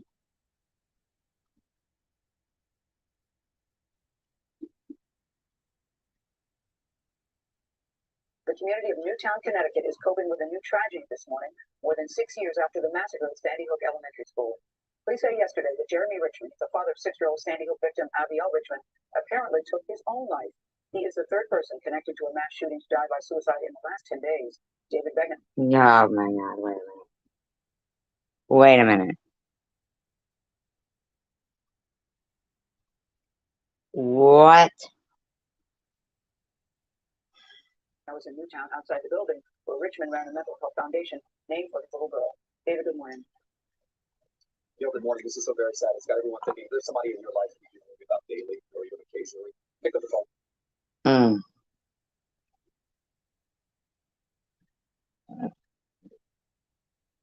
That doesn't.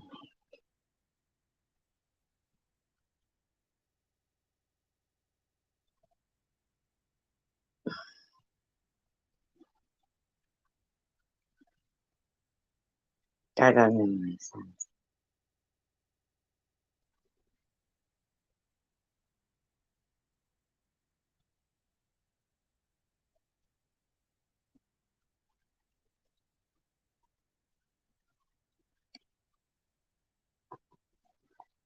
We're getting details tonight about how Friday's terrifying events unfolded.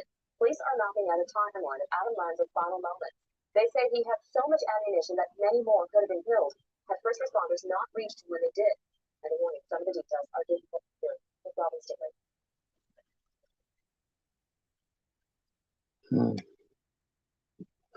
On Friday morning, Adam Lanza shoots his first victim, his mother.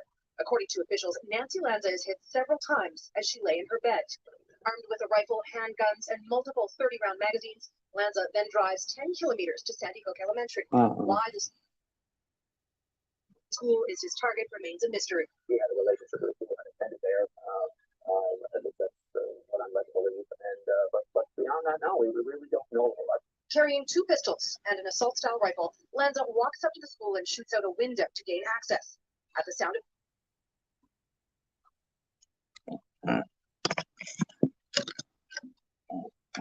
gunfire, Principal Don Hawkstrom and school psychologist Mary Sherlock confront him.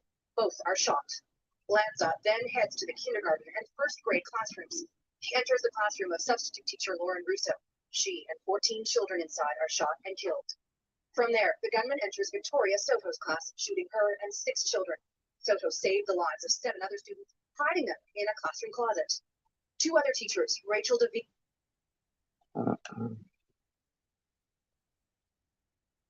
Strange, huh? Very weird.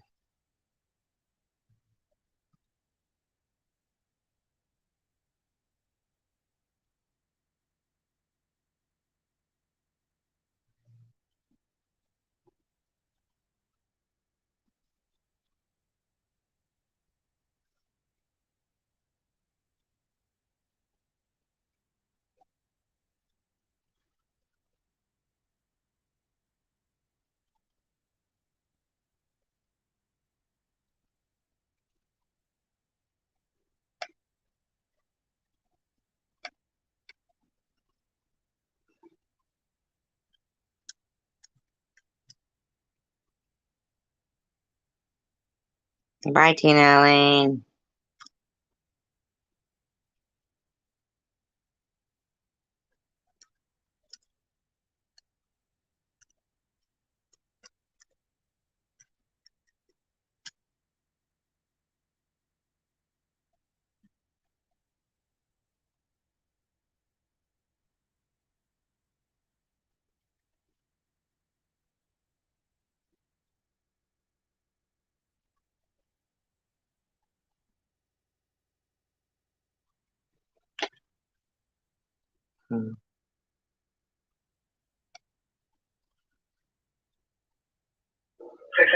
School.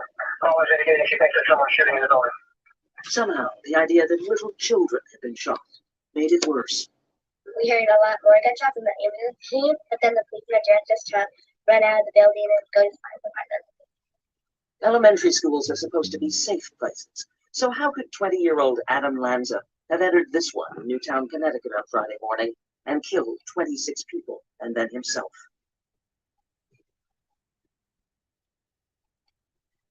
Hi, Paranormal. And who could comprehend the horror of being summoned to a massacre by text message or robocall? What? Wait a minute. Wait a second.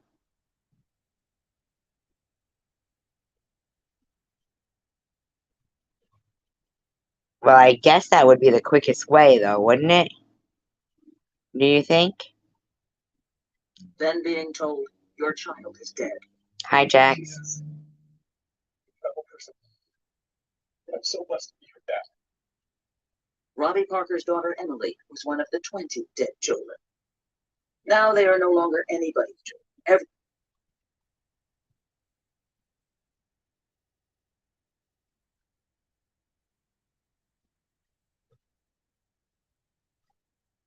Everybody's children. We know their names. 8 boys, 12 girls, all first graders. And we know that Dawn Huxbrook, the principal, used to dress up in costumes to make her students smile. And the teacher, Victoria Soto, died sheltering her class. The details are starting to emerge about Adam Lanza and his mother Nancy. Marcia Lanza is Adam Lanza's aunt. I know she had issues with school. She eventually wound up homeschooling him. She battled with the school district in what capacity. I'm not 100% certain if it was behavior, if it was learning disabilities. I really don't know, but he was a very, very bright boy. He was smart. Smart, but troubled? We've heard that before, and we've watched before, as the story plays out in slow motion, like some endless TV police procedural. As a country, we have been through this too many times. This time with the president playing his part. And we're going to have to come together and take meaningful action to prevent more tragedies like this, regardless of the politics. This time with the president playing his part. But what? When? Exactly the same thing has been said every time it's happened. The shootings haven't stopped, and politics has always gotten in the way. Will Newtown be any different? Gotten in the way? It's already been ranked the second worst school shooting in American history. Virginia Tech in 2007 was the worst. 32 people died there. At Columbine High School in 1999, 13 people were killed, another 24 wounded. But since when have school shootings had their own grisly greatest hits list? Oh my God. How is this woman reporting this like this? What we see is patterns of one of these incidents, inspiring, if you will, to stir people who are already thinking about doing something like that, to do copycat incidents or to enhance their own incident to make it worse. This even has a name, the Werther effect, according to John Miller, former FBI spokesman and now a senior correspondent for CBS News. Okay, Cassie. How do we stop? Can we stop it? Well, there's a series of chicken and egg questions there. Is it the security of the physical premises? Is it the gun laws? Is it... Put a metal detector at the door. Have the glass be bulletproof in the windows and non-breakable. You would think that had already been done after the movie Red Dawn.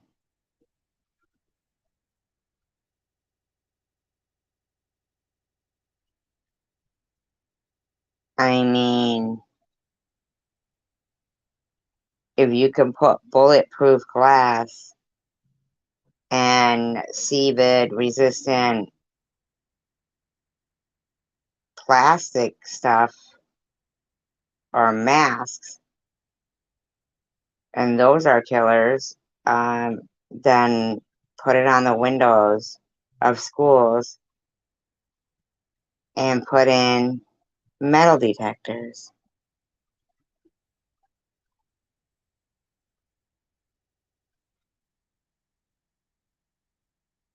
And change the laws. Is it still legal? If anybody wants to look this up for me, is it still legal in Oregon to have a gun in a school? A year before the one in Texas there, the most recent one, Gregory Abbott expanded the allowing people to have guns on school campuses. Us. Adam Lanza's mother, we've learned, was a gun enthusiast. She Well, that doesn't look like the one that you guys showed at all. Her son used to kill her and the rest of the Newtown victims. Will this latest incident change any minds about gun control? Probably not. According to a Pew Research Center survey, before and after the Aurora, Colorado theater shootings in July.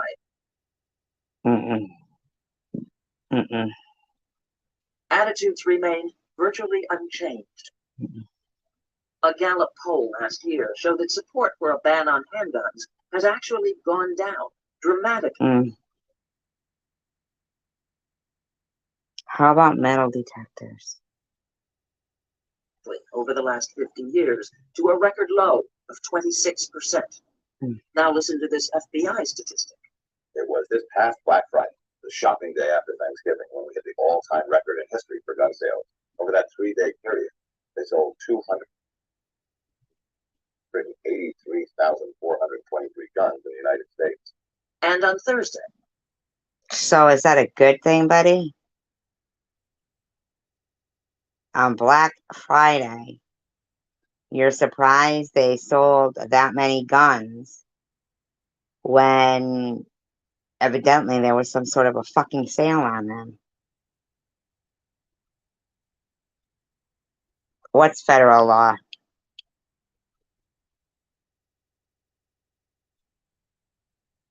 What's federal law?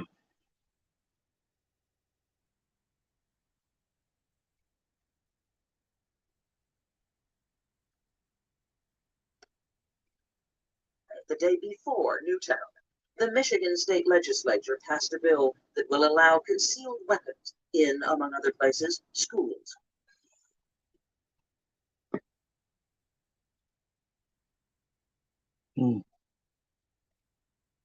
Wow. So they recently arrested a student that brought a gun to school in Michigan. They arrested his parents, right? Asked to look up what? But can you be more specific? Because I always say I have a bad memory. What is federal law?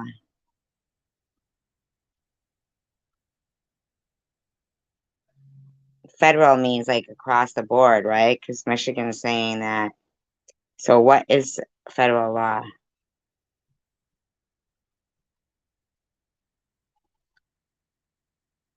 The governor is still deciding whether to sign it.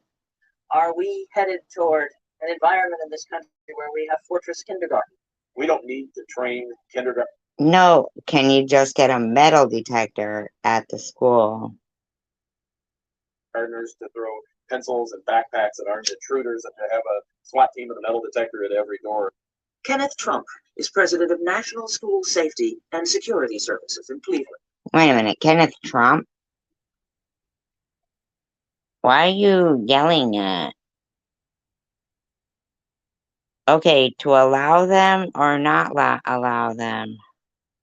Why are you yelling at me like that? Oh my fucking god, why are you yelling at me, dude? Can you just like simply type out a statement instead of like 4 or 5 words? Could you just type it out, a paragraph?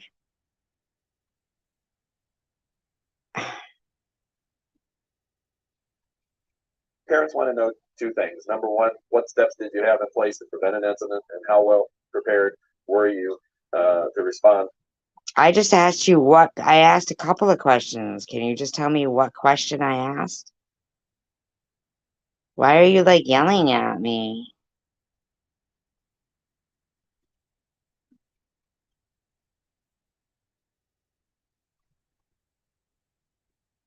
When a crisis occurs, many incidents can and have been prevented in school violence. Unfortunately, and we've gotten a lot better since Columbine. Unfortunately, there's See what? I still don't know the answer to like. I told you I like asked like 6 questions at the same time. I like feel like I don't even understand. Why can't you just simply tell me what's a federal law? Allowing them, not allowing them? I don't.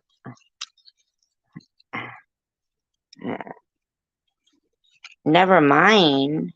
Do I ever? What?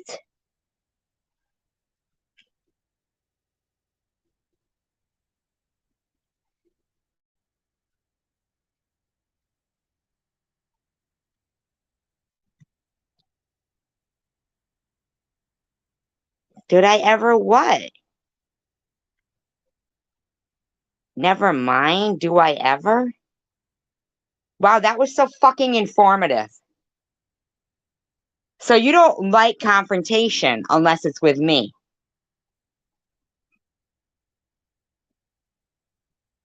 Is that what you're saying? Do I ever?